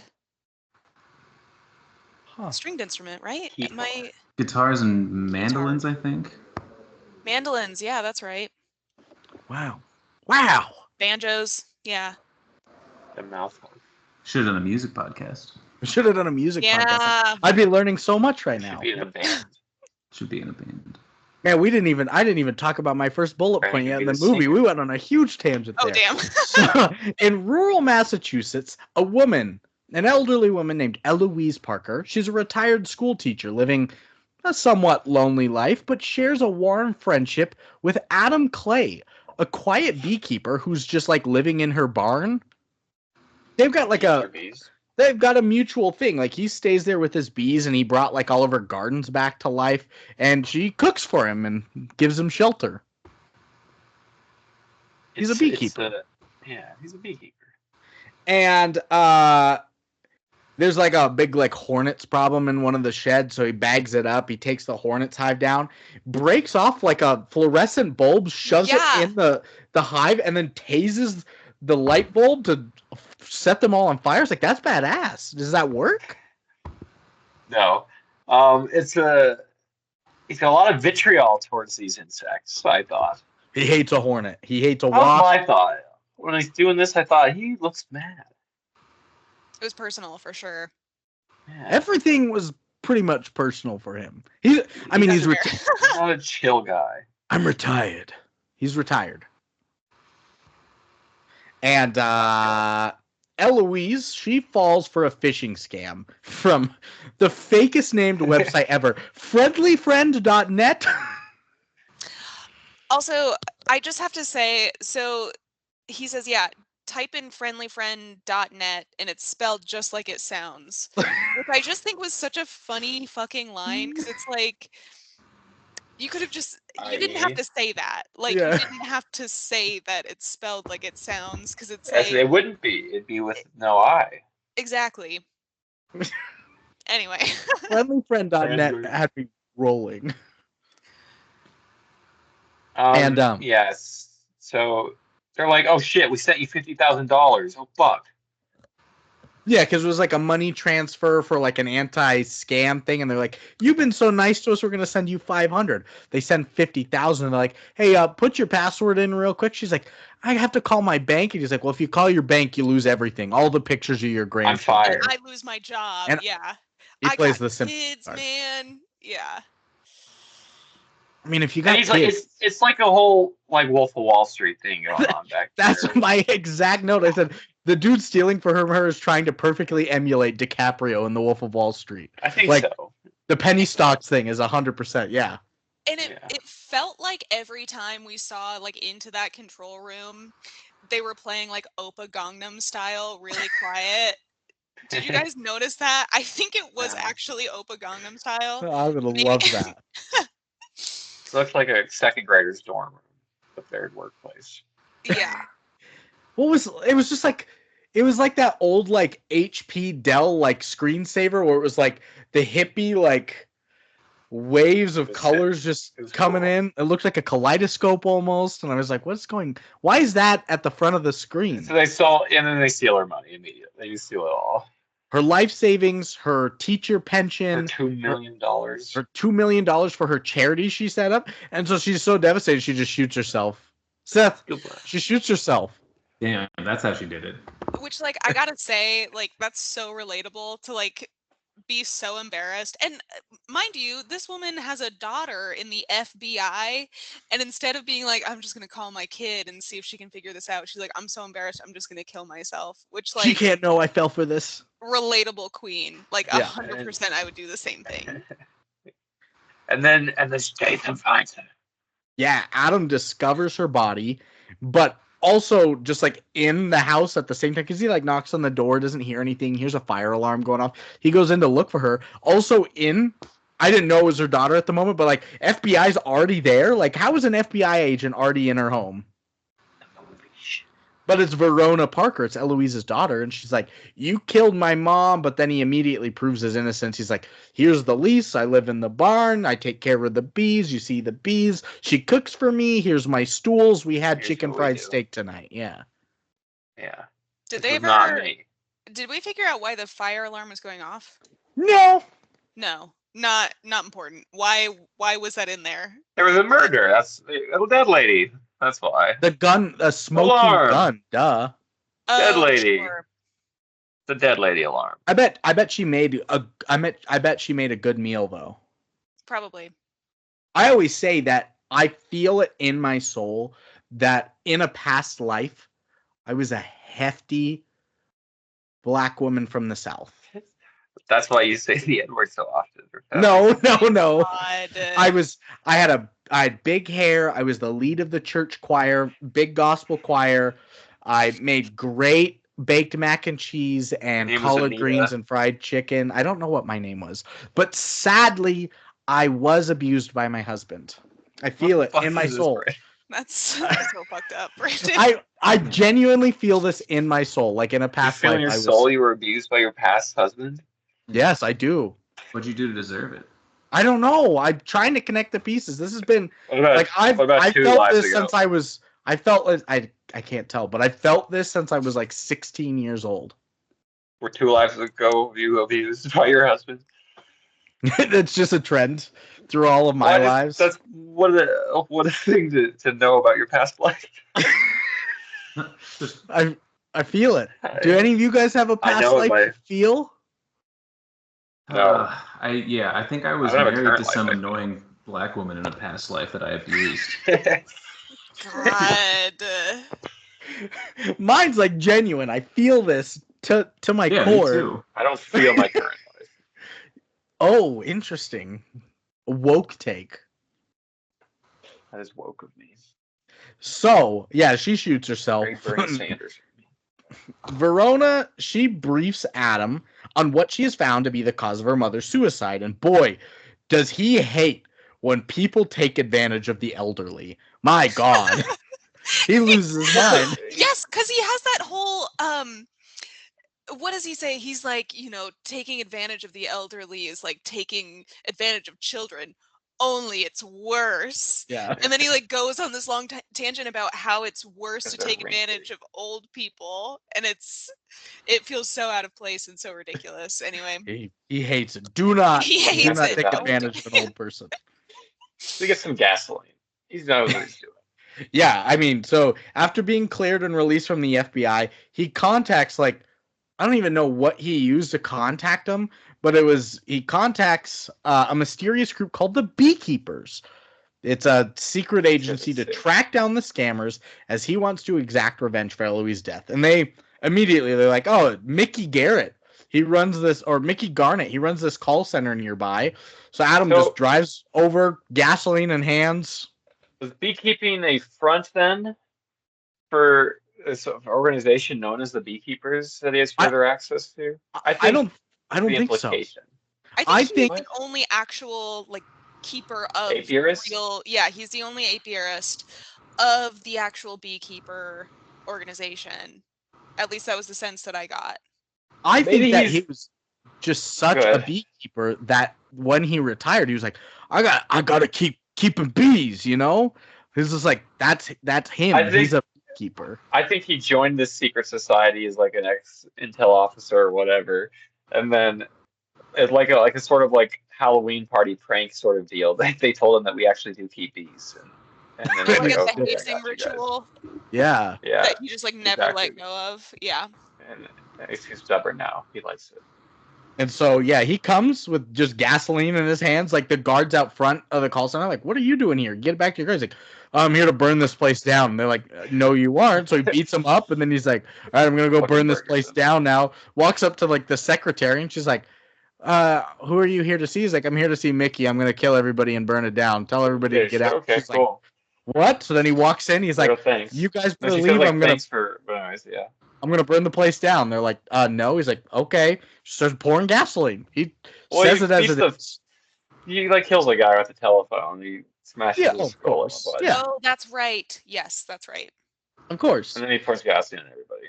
Beats everybody up inside, kills the guards, burns it down, and Mickey's boss. No, Mickey's alive. He almost kills Mickey. Almost kills. Mickey's boss, Derek Danforth.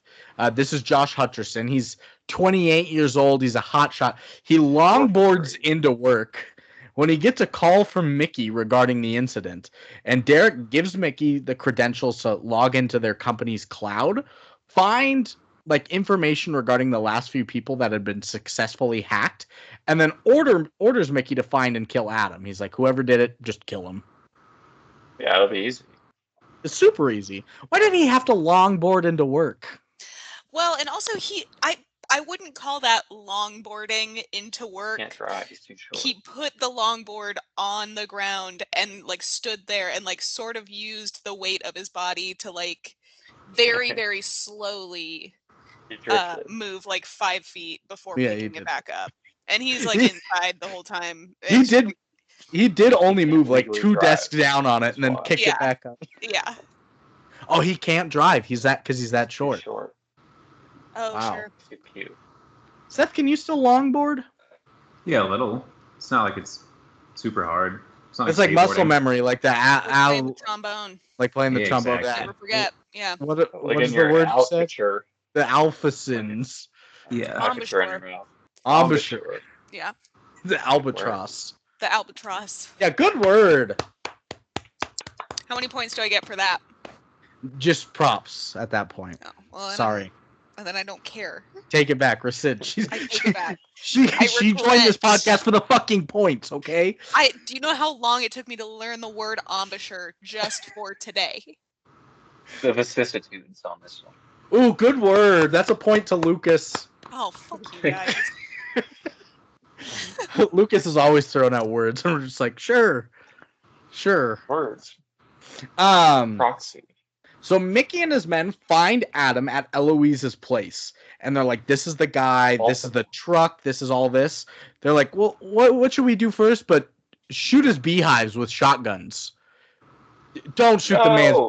If there's one thing he doesn't like more than pissing off and scamming the elderly, it's shooting his goddamn beehives. Because they all go in for the attack, and he senses them coming. He goes into the barn, just starts up all the saws. Table saw, band saw.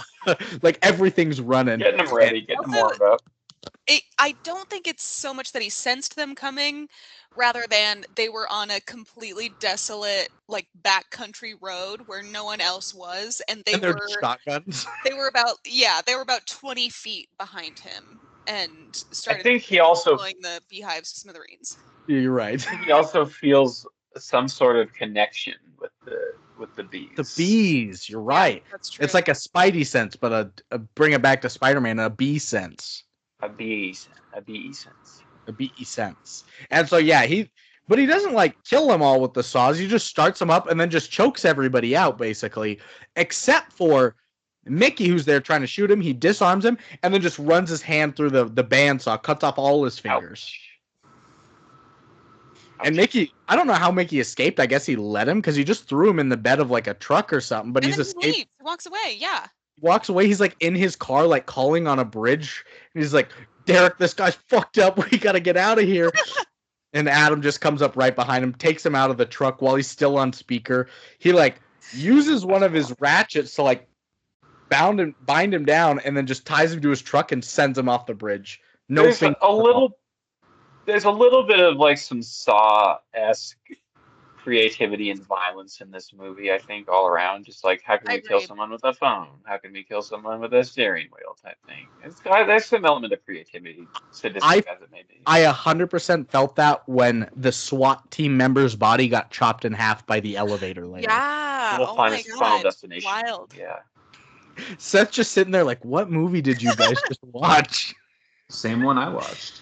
Oh, that's right. The Zookeeper. That's right. Candyman. With Matt Damon. Zootopia. Ooh, Zootopia. That's with a Matt great Damon. movie. Zootopia is great. And so the whole time, like, Derek's on the phone still as the other guy's just murdered. And he grabs the phone. He's like, who the fuck is this? He's like, it's fuck you. That's who. And so he threatens. He's like, I'm going to find you and I'm going to kill you. So you better go. And so Derek, being the scared little 28-year-old hotshot, goes to Wallace Westwild, Jeremy Irons, who is a former CIA director turned security director for Derek's tech firm called Danforth Enterprises. And he tells him about this threat. And immediately he kept saying he was a beekeeper. He's like, fuck, you pissed off a beekeeper? he's like, you got no chance. You're going to die. And he's like, what do you mean? He's just a beekeeper. Yeah, because he has some wild quote where he's like, oh my God, no, I can't remember it. But anyway, he has a really wild quote about how you can never piss off a beekeeper or else you'll get killed. Yeah, basically. Is this in larger reference to the secret, like, cabal society of beekeepers, or is he saying, like, don't piss off an apiarist because they're fucking crazy? Well, and that's what I don't know. Well, because is he aware of the beekeepers? He is, because he calls Minnie Driver later and has her send a beekeeper. Oh, yes, that's right. Okay. Because he was head of CIA at one point. So they know, but the beekeeper, like... Again, he's the only one in the actual apiaring. Yeah. The union themselves are, like, separate from any government or identities or anything. So I don't know how the CIA's the only one that knows, and the FBI and the president, and they don't know, but... Well, Brandon, I'm going to have to say Boudoir for the night. I figured you sleep, boy. I will give the Beekeeper a 5.0 flat on the lasagna scale. Perfectly even in that some of these elements of this movie are unique but bizarre, but also manic. Thank you. Yeah. I think, some of the action was fine. The atmosphere was like a weird sort of recollection of a dream. So I'm going to give it a 5.0. Okay. Say Boudoir. And are you recommending it to people? Yes. And yes. He's saying boudoir. Yeah. Boudoir. Bye, Lucas. See you guys. Lucas. What an ass. Yeah, God, I'm glad he's gone. Okay, guys, what's your least favorite thing about Lucas? That he's so tall. He's way taller than me. It's really annoying. Probably his dashing good looks. Ugh, so annoying. I hate it. And yours, Geneva? You've just agreed with both of us? Mm-hmm. Because you're the closest to him out of all of us. Me? No, I know. I'm trying to sift through all the things I don't like about him. It's kind of a long list. Oh my God. He does this thing where he will go for a run, right? He goes out for like a 3.5-mile run. He will go back to his house, take a shower, put on fresh clothes, put on the same socks though. Fuck that. That's like the thing I would change for sure. That's like a psychopathic level of madness that I just don't understand in person. Yeah. The other thing that pisses me off is he goes for those 3.5-mile runs. Just make it 3 or 4. Why make it a half mile? I know. I don't know. I think you should stop doing the podcast with him. Fair. And I respect your judgment because you know him the best. So yeah, I do. Unfortunately. Well, what a great guy. Everything else, great guy. Yeah, everything else is fine, but ugh. The height, the looks, the socks. Get those out of there. Yeah. The other thing I hate is that he took your good word point away. I feel like you two were in cahoots with that one, actually, Brandon. I don't think so. If I remember correctly. I think it was. I'm gonna listen to this episode later, and then I'll see for sure. But I'm pretty sure. I don't think so. Seth spoke, and he doesn't remember that either. Yeah, so. Does not ring a bell. Huh. Interesting. Okay. Doesn't knock on a door. So I'm gonna earn my points fair and square, so it's fine. Well, he's gone now, so you got a much better chance too moving forward. Well, that's his problem now, isn't it? It is. Stayed. He's an idiot. I'm tired too, Brandon, but I'm still here. So Verona is slowly connecting the dots with the hackers and the data mining business when they get called to see Mickey's dead body in the bay tied up to an old pickup truck. And they're like, okay, this is Adam. I know his truck. I saw him drive it. So he's the one burning and killing and pillaging and sodomizing and all of that stuff. I don't know about the sodomizing, but yeah. Yeah, I might have thrown that one in there. And Wallace, the security guy for Derek, he alerts the current CIA director, Janet Harwood, Minnie Driver, for 40 seconds, who dispatches a woman named Anisette. What kind of name is Anisette? Is that are those two separate names, first and last name? Or no, it's Anisette. Anisette. Who was she? I don't remember her. She's the punk minigun wielding. Oh, Beekeeper. She was so fucking cunty. I'm obsessed with her. That's the thing. We just talked about that word. Yeah, we can say it now. No. Sorry. There's only she can say that word. No, I just feel like it's a queer slang, like cunt, like she's serving cunt, you know? Like Lucas used to say that a lot.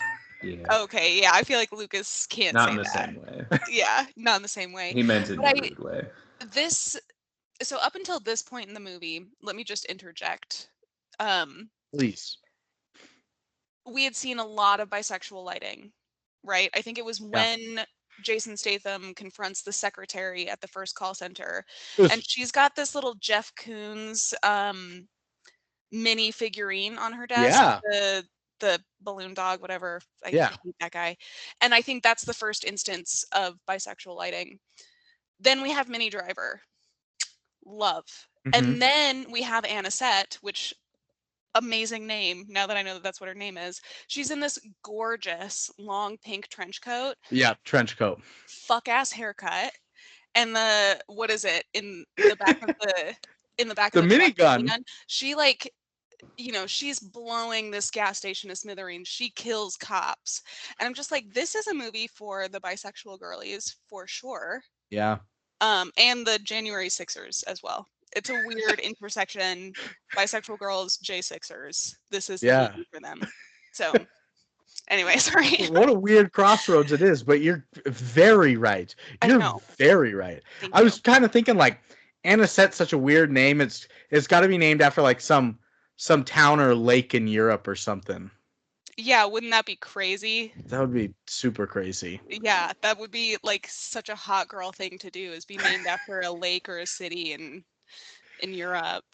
Probably like a very neutral Europe place too. Yes. Yeah. Yeah. Because that's the bisexual. It's neutral. Exactly. It can lean either way.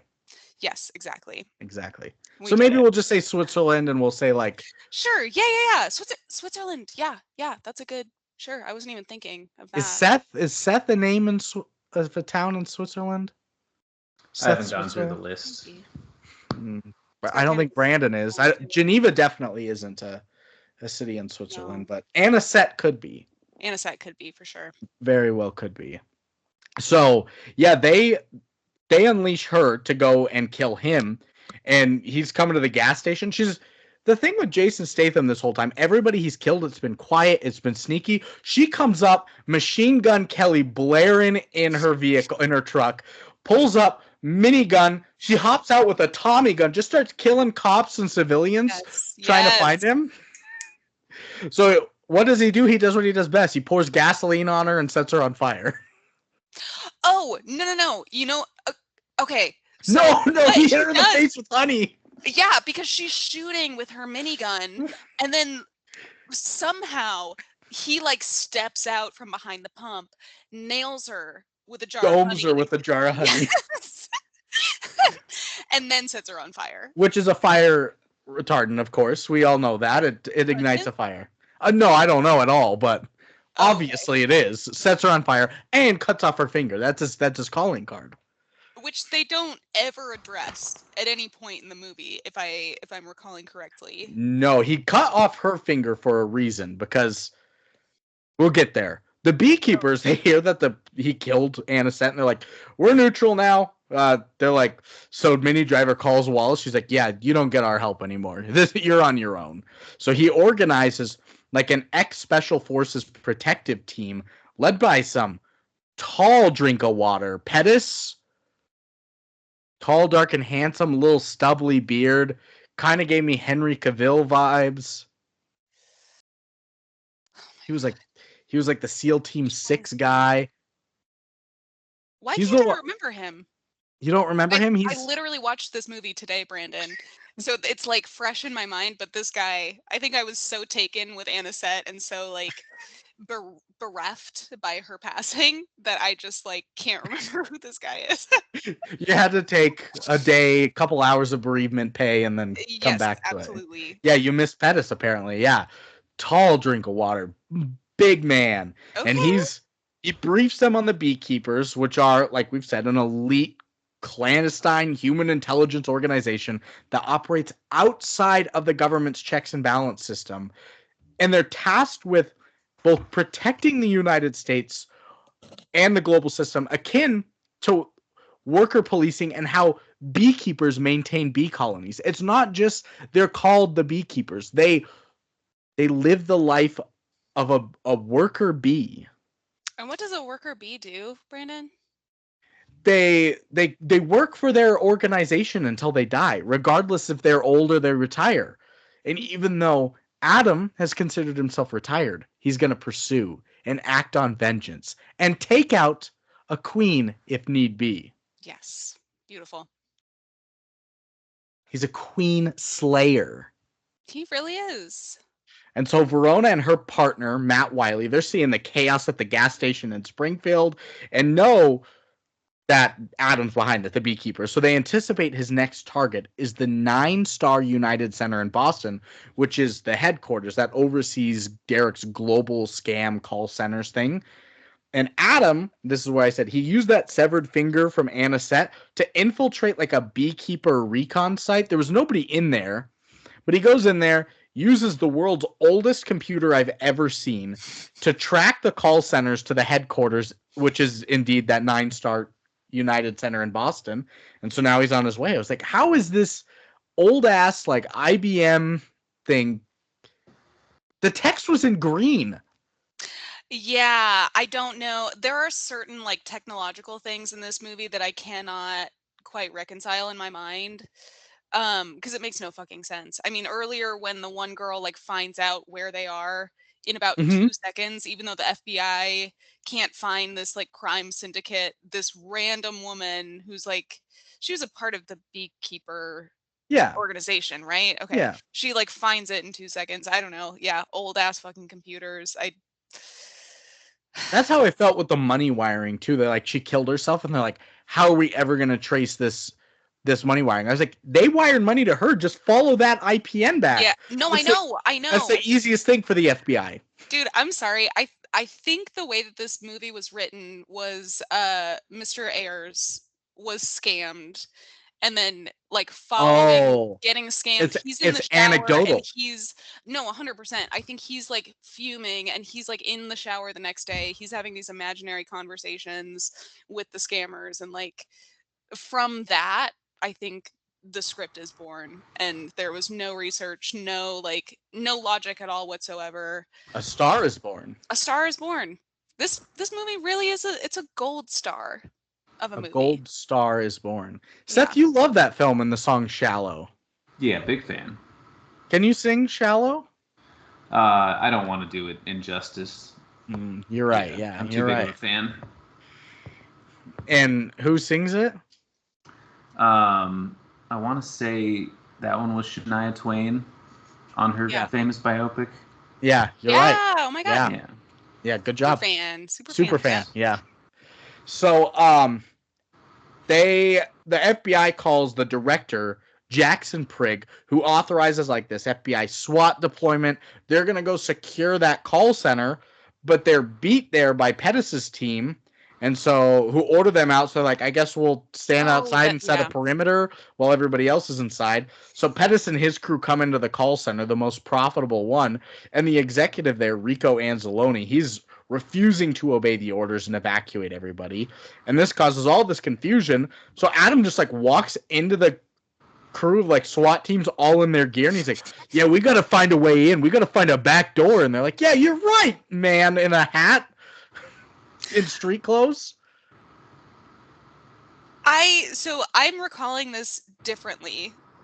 Doesn't mean it's correct, but I thought he came up and like the military or whoever it was, they were like not pleased that he was interacting with them. Oh, they weren't.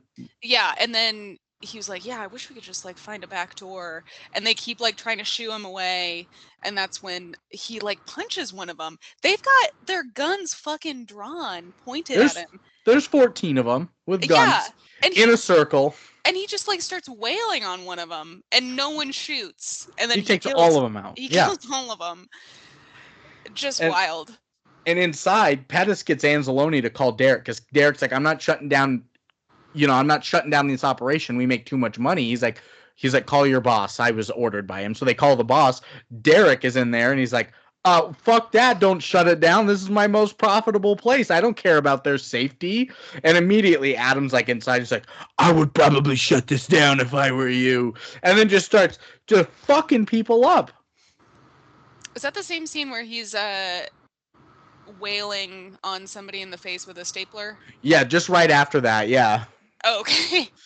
Because he just starts killing people. All the special recon team are like shooting at him. They all miss again.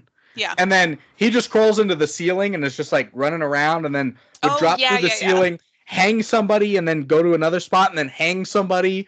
Everybody's hanging from the ceiling. Fucking people up. He kills them all. And then Pettis, who's like this ex-Navy SEAL guy, the leader, honestly takes him out too, easily. Doesn't take a scratch. And then, this is where I felt the Saw and the Final Destination and all that kind of stuff. He's killing all the SWAT guys because they're coming in with Verona and Wiley. They're falling off elevators. They're being chopped in half. And he just is trying to find that asshole Anzalone to interrogate him. And he's just stapling his face in his hand the whole time. I was losing it at that point. Because I'll be honest, I was pretty impressed with the elevator scene. Because he's like in the elevator well, waits for all the SWAT guys or whoever, I don't know. Cuts the cords, yeah. Yeah, cuts the cords. Someone gets chopped in half by the falling elevator. The rest of them die on impact, and then, which I'm like, okay, that's cool. And then immediately after, he's just like, he's stapling someone. Stapling a face, just yeah. And which is also just to point this out, the Foley people went nuts with all the Foley gunshots. people went nuts. But the staple, it was like such a puny, like it sounded like an office stapler. Yeah. Like it was such a, I don't know, it was a really stark contrast between like the squelching of the blood with the gunshots and then like somebody just getting like stapled on the cheek, and it just doesn't, I don't know. It was wild. It was also weird that like I watched people's fingers get cut off and be shot and stabbed, and for some reason like the most guttural reaction I had of all of them was the man being stapled in the face. I was like, oh, don't do that. Don't do and that. all the other ones, like, yeah, for It some was, like, reason, irritating. Like the other stuff, it's like quick and dirty, you know, like, oh, ow, I've lost my fingers. But I don't know, the stapler to the face, one's just like, it's just annoying. Like, just kill him. How do you feel about those, Seth? Like the small things versus like being killed or having your hand chopped off, like. The small things are definitely more annoying. Like that's something I could probably visualize and try to feel myself just guessing at it. But like I couldn't guess what it feels like to have my fingers cut off. I could guess what it feels like to have my face stapled. Right. It's stupid. It was like it was the least harm that he did to anybody, but I was like, don't do that. Why are you doing that? And he spent the most amount of time doing it. You're right. Wild. 30 minutes of screen time. Pretty much. Verona and Wiley and the police department, they pop in. They find and arrest Anzalone and all the employees. But Adam runs out the door, disarms Wiley, and escapes. And so while they're in there investigating the scene and everything, they learn that Derek is the son of Jessica Danforth, former Danforth Enterprise CEO, and, of course, the current president of the United States. I love that. I love that this movie had a female president, because it is a very conservative message. I don't know. Again, back to the J6ers and the bisexuals. It's like the perfect intersection with this like female president. Well, and I was like, maybe not legitimate, like maybe didn't win the election honestly. Yeah, because we haven't gotten there yet. Yeah, I was gonna say spoilers. I was like, oh wow, they have a female president here, and then later it's the son's like, I rigged the election for you, Mom, and I was like, God damn it. Oh, you had that one moment. Yeah, that one moment. So they're like, they find she's the president, and they're like, Adam's gonna kill him and her next, because owing to the behavior of worker bees, they will kill their queen if it produces an inferior son. Once again, bee lore. So much B lore. So there's Wiley and Verona, they're sitting in the precinct, and Wiley, an FBI agent, a government employee, looks over to her, and he asks her, he's like, why are you still trying to catch him? I was like, he's killed 50 people so far. What do you mean, why are you trying to catch him? I get that he's trying to act this revenge on your mother that took her life, but like, of course you should be finding this man, regardless. Yeah, it was, very strange. I feel like his relationship with her was, I don't know, or I should say her relationship with him, like... Yeah, it was weird It was really strange, because I couldn't quite figure out if she was... I don't know, if my mom killed herself because she fell victim to a scam like this, and then the man who keeps bees in her backyard tries to avenge her death. Like, yeah, go for it. You know, like, I'm not going to tell anybody, but I felt like she was, I don't know, too attached to the law, you know? Oh, you're not a part of the FBI? I'm not a part of the FBI? What do you mean? Yeah. Oh, yeah, you're right. I shouldn't have said that. Can't talk about it. Can't talk about it. Fuck. You're a waitress. Yeah. Yeah, Brandon. Yeah. I'm a waitress. And I'm a pharmacist who smells drugs. I smell butterscotch smelling drugs. So Verona and Wiley and the director of the FBI, they join like that secret service to help like counter assault Adam and his beekeeping and all that. But Derek hires a mercenary security detail led by veteran beekeeper killer Lazarus, who looks kind of like a animated version of Wolverine, of Hugh Jackman's Wolverine. He's got the spiky hair. He's got like the mutton chop kind of things. He's wearing yellow. I was like, are you Wolverine? Like a much beefier version. Like he's very beefy. Thick. Carries his weight in his jaw mostly too. Kind of like Seth. Yeah, exactly. Similar builds. Yes, very similar builds. Very similar accents too.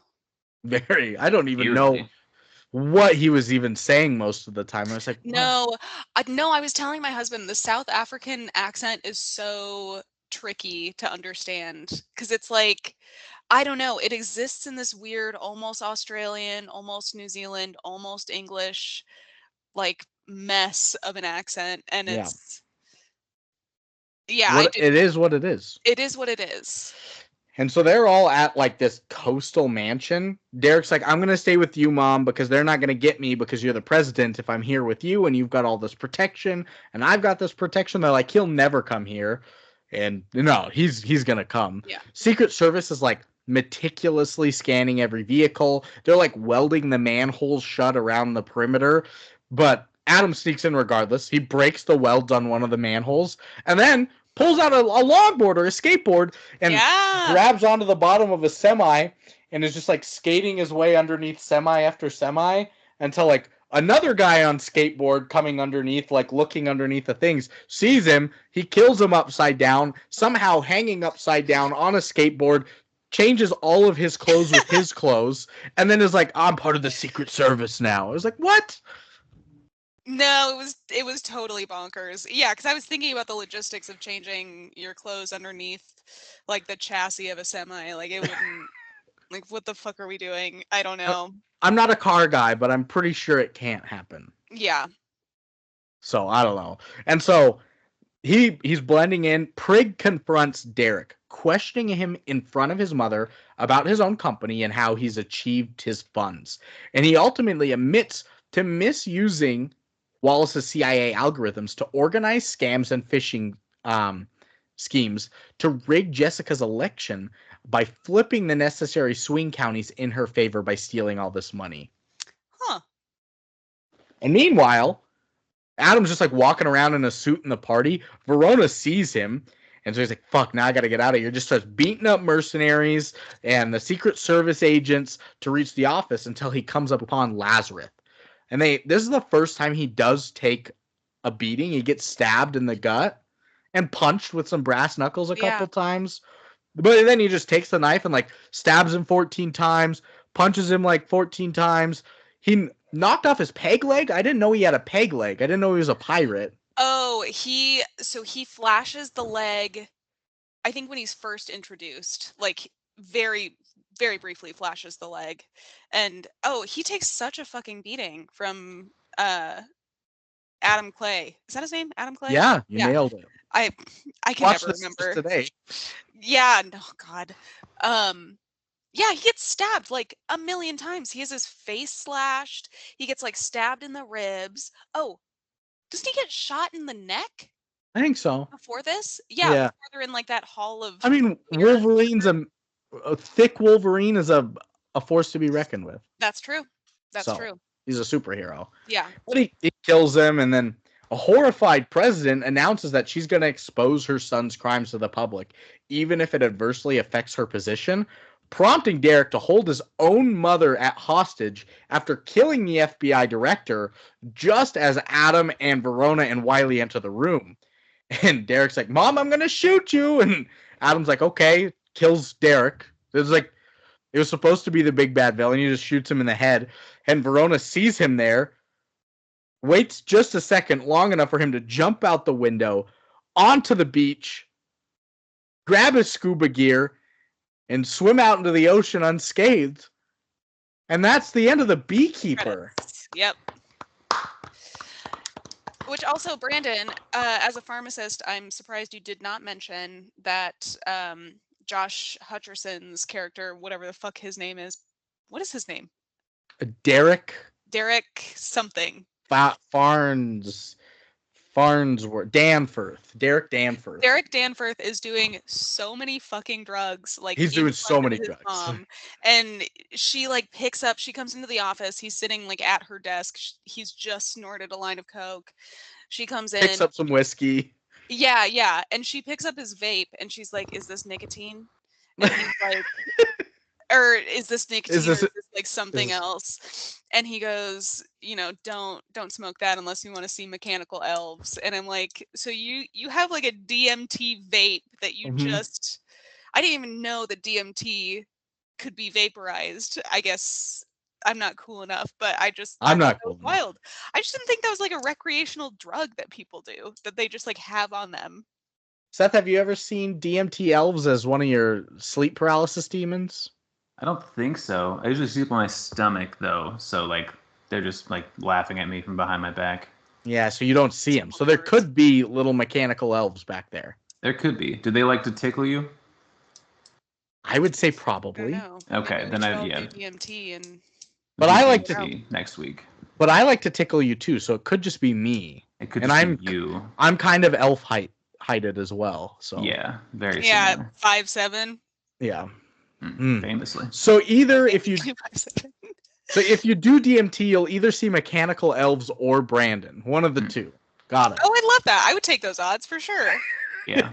Either way, it's a miracle drug. It's Reddit 50-50, but it's Brandon or mechanical elves. I feel like that's a win-win. Yeah, I would take it. Yeah. I would take it. I mean, I'm already Brandon, so I guess that would be wild. Have to take it. What would you do if you saw yourself? You'd kiss him. Yeah, 100%. If I saw a southern black woman with a big hair and. Oh my god, I don't actually want to know what you would do in that scenario. He would offer reparations. I would. You're right. So that's gonna end our movie. We still need to do some quotes, ratings, reviews, recommendations. Yes. Words. Probably a good dipping out point for me. My laptop's gonna die, and you don't have quotes. And I didn't watch this movie, so okay. I've just been sitting here in silence for a while. What are you gonna give it before you leave? What did Lucas say? 5.0. Right. I'm gonna go 5.1. Yeah. Okay. Yeah. That's it. Because you're just that guy. You're that much better. I'm petty. Yeah. All right, Tom Petty. Bye, Tom Petty. Goodbye. Bye, Seth. Good to see you. Good to see you, Geneva. Hey, Brandon, would this be a good spot for a quick restroom break for this your would be a great spot. Okay, bless. I will be back in 2 shakes of a lamb's tail. Ooh. Yeah, pretty fast. Hopefully the lamb's near.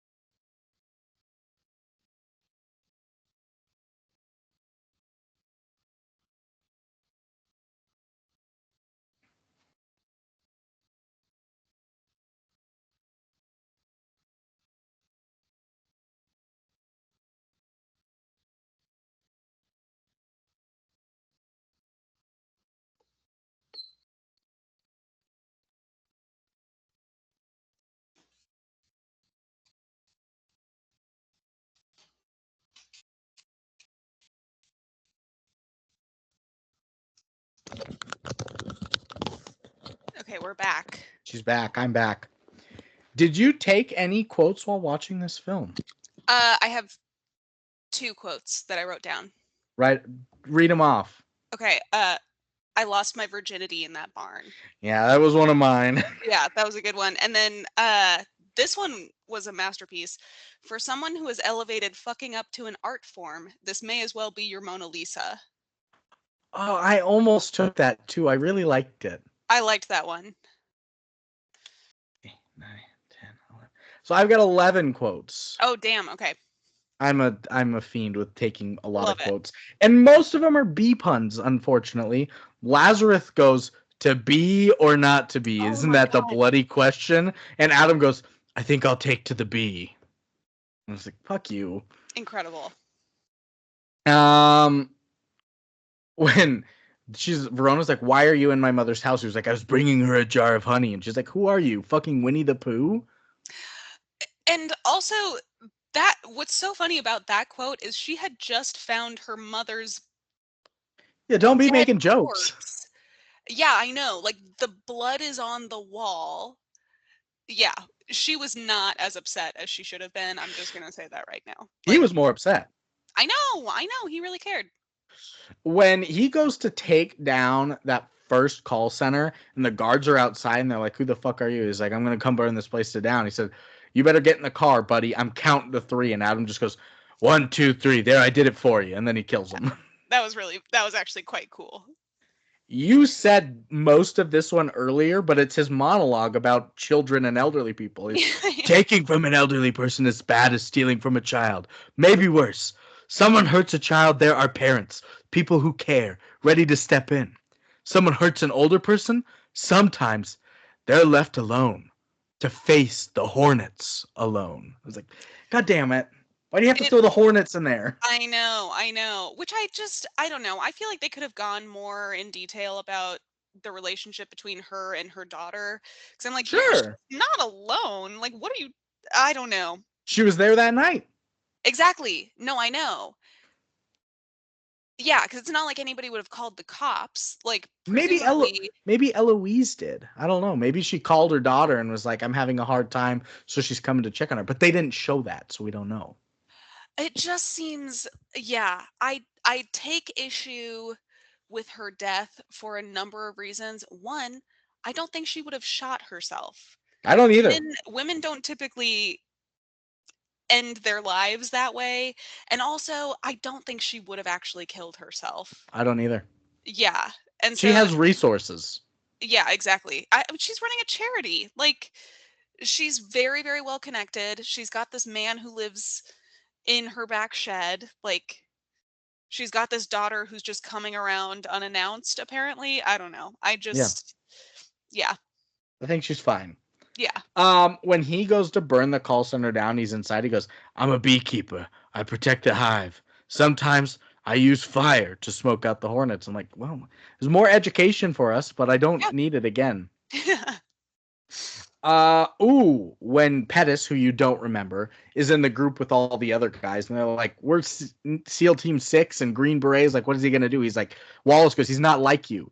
You're Tier 1 operators, former SEAL Team 6, Delta groups. You are, in other words, pussies. And I was like, whoa. I don't know if I was, like, in the bathroom or something when he was on screen, because I do not remember that. That's something I would have written down if I had heard that. Oh my God. So when he calls Derek after he burns the call center down, Mickey calls Derek. He's like, Derek goes, tell me who this guy is. He's like, I don't know. All our security cameras got burnt in the fire and we lost everything. He's like, he had a hat. And he's like, oh, great. He had a hat. Like, that's all you could say is he had a hat. Before the movie even started, when the credits were rolling, quietly I see Josh Hutcherson's name and I go, Josh Hutcherson. And Marina, who that's her biggest crush ever since she was little, goes, hot. And I go, what if he's so fucking ugly in this though? And she goes, he could never be. And then later when she saw him come on the screen, she's like, oh. I know. No, the frosted tips were not a good look for him. Nope, not at all. Yeah. Oh, he looked rough. When they go and they find that the gas station, I think, has been lit on fire or something, Wiley leans to Verona and he goes, "You like fires?" And she goes, "Well, today I do." And he said, "Well, today's your lucky day because your mother's house is on fire and shit." I was like, "God damn." Damn, that's not how you deliver bad news. Right? There's I lost my virginity in that barn, so we'll skip that one. And then my last one is when they're at the gas station again, and she's just like, "Do you know that a minigun shoots 100 rounds a second?" You go, or 100 rounds a second. He goes, "Yeah, I do." She's like, "Did you know that you know a lot?" He's like, "Yeah, I minored in math. I'm a pretty smart guy." It's so cringy. That's all it takes to be smart is a minor in math. I minored in math. It just felt like an exchange written by a millennial for sure. Like, still paying off their student loans for sure. Yeah. I get it. I'm in that boat. I get it. Hey, we're all in that boat, babe. So that's our quotes. It's only you, so you better win this ratings game now. God, I fucking hope I do, Brandon. There's 4 different ratings. There's a critic and a user review on both Rotten Tomatoes and IMDb. Okay. First up is Rotten Tomatoes. The thermometer, this is critics. This is a percentage out of 100. What do you think they gave this movie, the critics?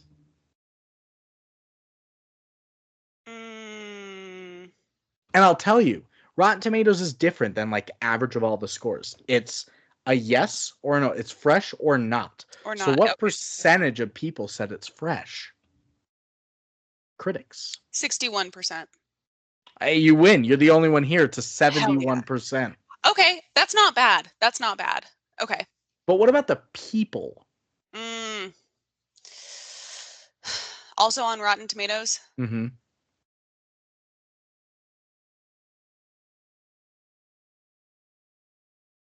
81%. I mean, you win. You're the only one here. People love it. It's a 92%. There's no way. 92% of everybody that watched this on Rotten Tomatoes liked it. Okay.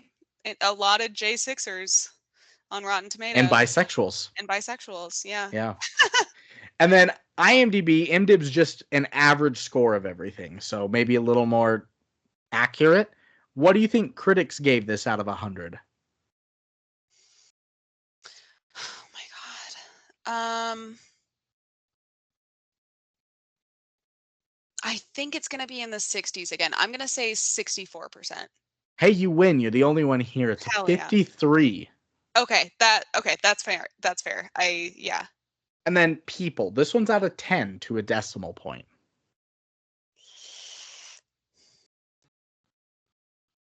I think the people are going to like it more than the critics again.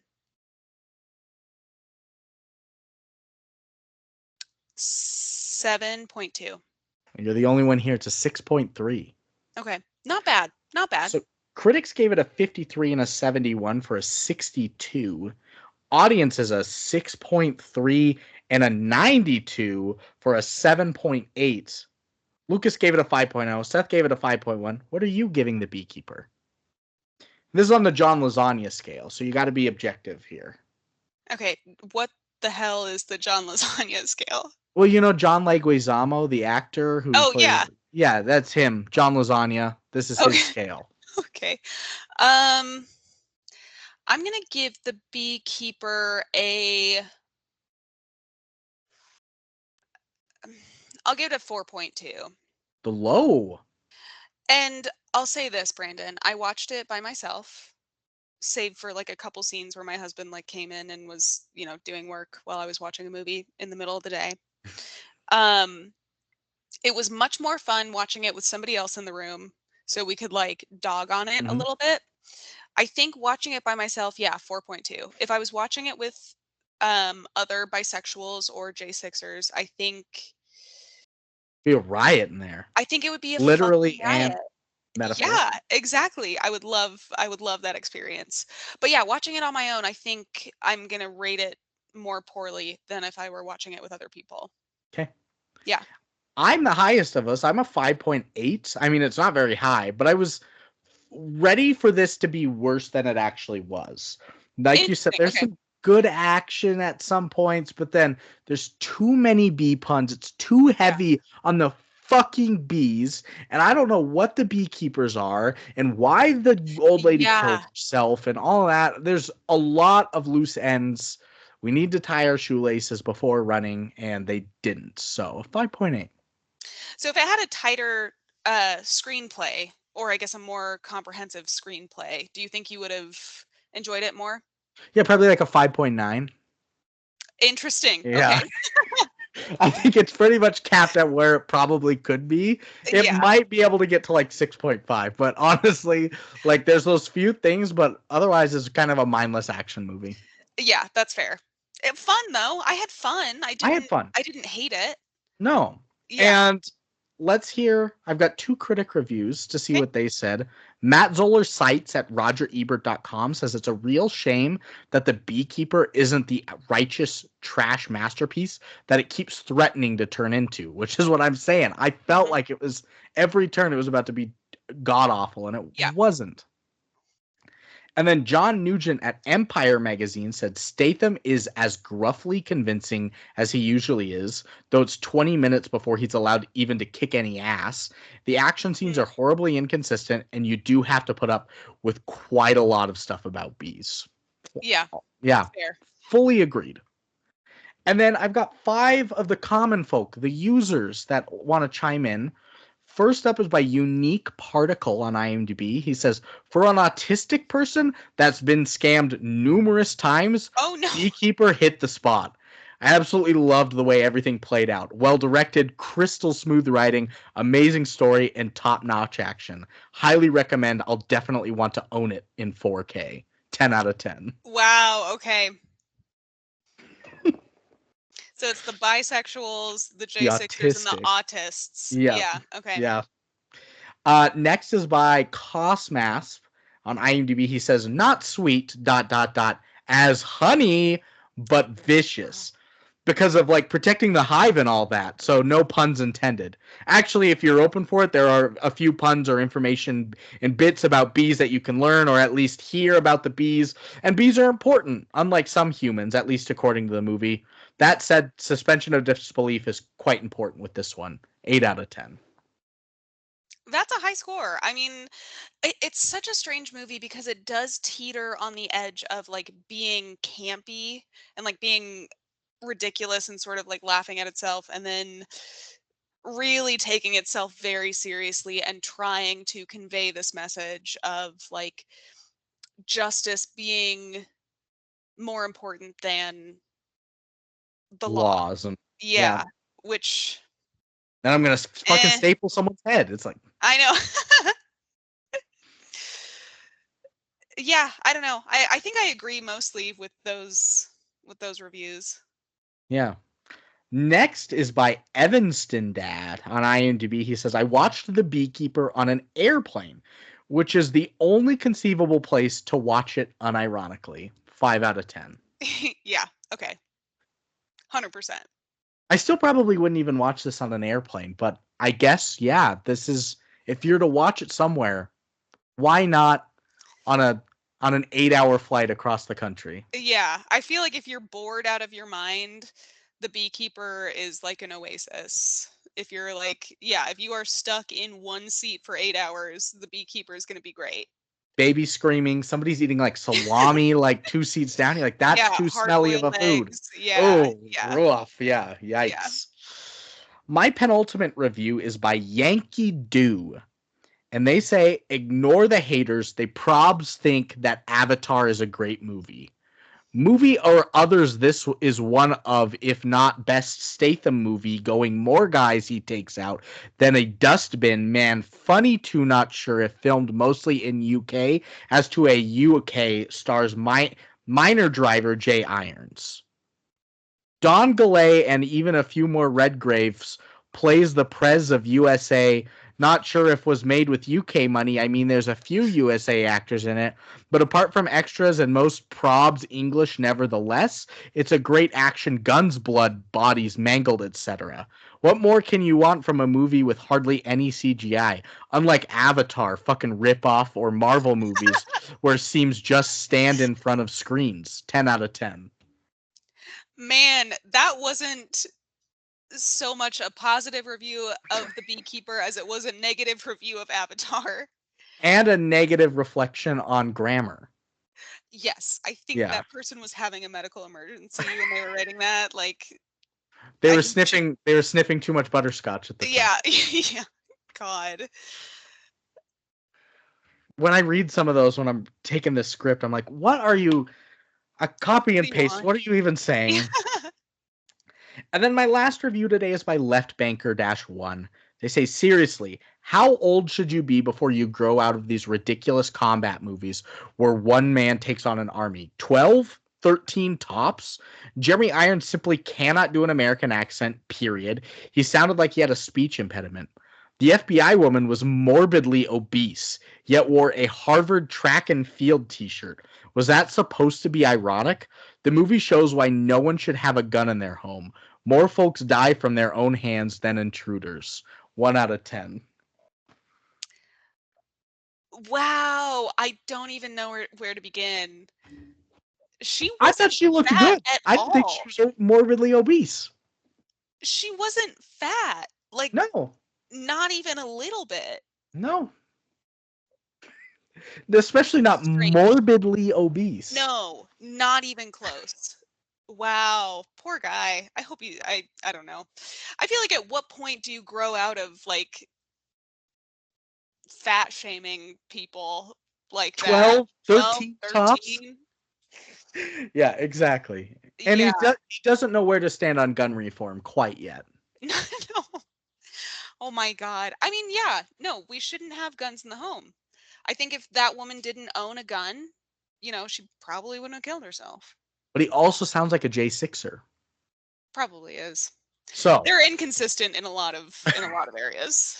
The fallacies are everywhere. So, yes. Are you recommending The Beekeeper to people? I will recommend it to some people. But not blanket. No, I don't think so. Yeah, I can't blanket recommend it either. There's only a few people that I know that would be like, oh, hell yeah. But most people would be like, okay. If my dad hadn't already seen it, I would recommend it to him. But he and my husband saw this in the theaters. Together? Yes, they see punching movies in the theaters together. The ones that me and my mom don't want to see. Purified. I know, they're really sweet together. But yeah, and when I told him that I was doing The Beekeeper for this podcast, he was like, oh, you're not going to like that movie. And I had fun. It's not that I didn't like it. It was just, a lot of plot holes. I didn't hate it. I just didn't love it. It's a neutral, fun, turn your mind off movie. So, yeah. Okay. Well, that's going to end episode 195, The Beekeeper. Thank you for joining us. What you were a blast. Truly, thank you so much. Anytime you need another guest, let me know. This was a real blast. The next time you want to stay up till 10:50 p.m. too. Oh, it'll be a while. I'm gonna have to recover from this for a couple months and then revisit. All right. Well, thank you for joining us. Thanks, we'll Brandon. See you guys next time. Gadoosh yourselves. You can end her. This is where you use that stop button. We did it. I stopped it. Beautiful. Bless. It was right about 2 hours, like I said. Damn. Great. Okay. All you will need to do now is send this to me at the email that I sent you the link. Okay. What you will need to do is go to File, and you don't even need to save the project. Just go to Export and export it as an MP3.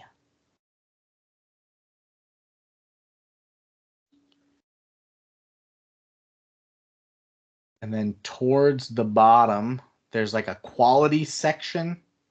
If you can just change the quality to extreme, that's all I'll need. The Beekeeper.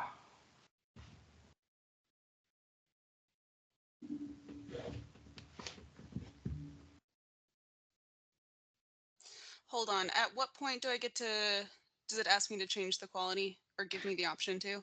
File, export as MP3, and then you're on this big save pop-up, and it's towards the bottom. It'll say quality. and you can change it. It's often set to insane. I usually like extreme. That's so weird because I don't have. Oh, you don't have a quality on yours either. No. Well, then you can just save it. Unless, let me see. Well, let me just send, because I don't see an option for that on my computer Okay. right now. So let me send you what I've saved, and then if it doesn't work, I can try and figure out how to change the quality.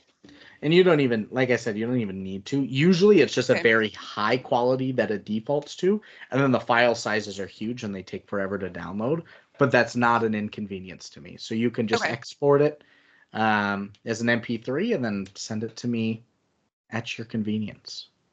Okay, I will do that. Yeah, I'll figure this out when we're not on video, getting it saved and exported. 'Cause for some reason I can't I have it exported to my computer and I can't find it at the moment, but I'll find it and Cool. send it your way. You were fantastic. Oh, Brandon, thank you so much for having me. This was a blast. I'm glad. What a treat. Perfect. Well, you sleep good. Yeah, you too. Sleep well. Sorry. Yes, sleep well, and hopefully I will see you again soon. Perfect. Okay, bye, Brandon. Bye.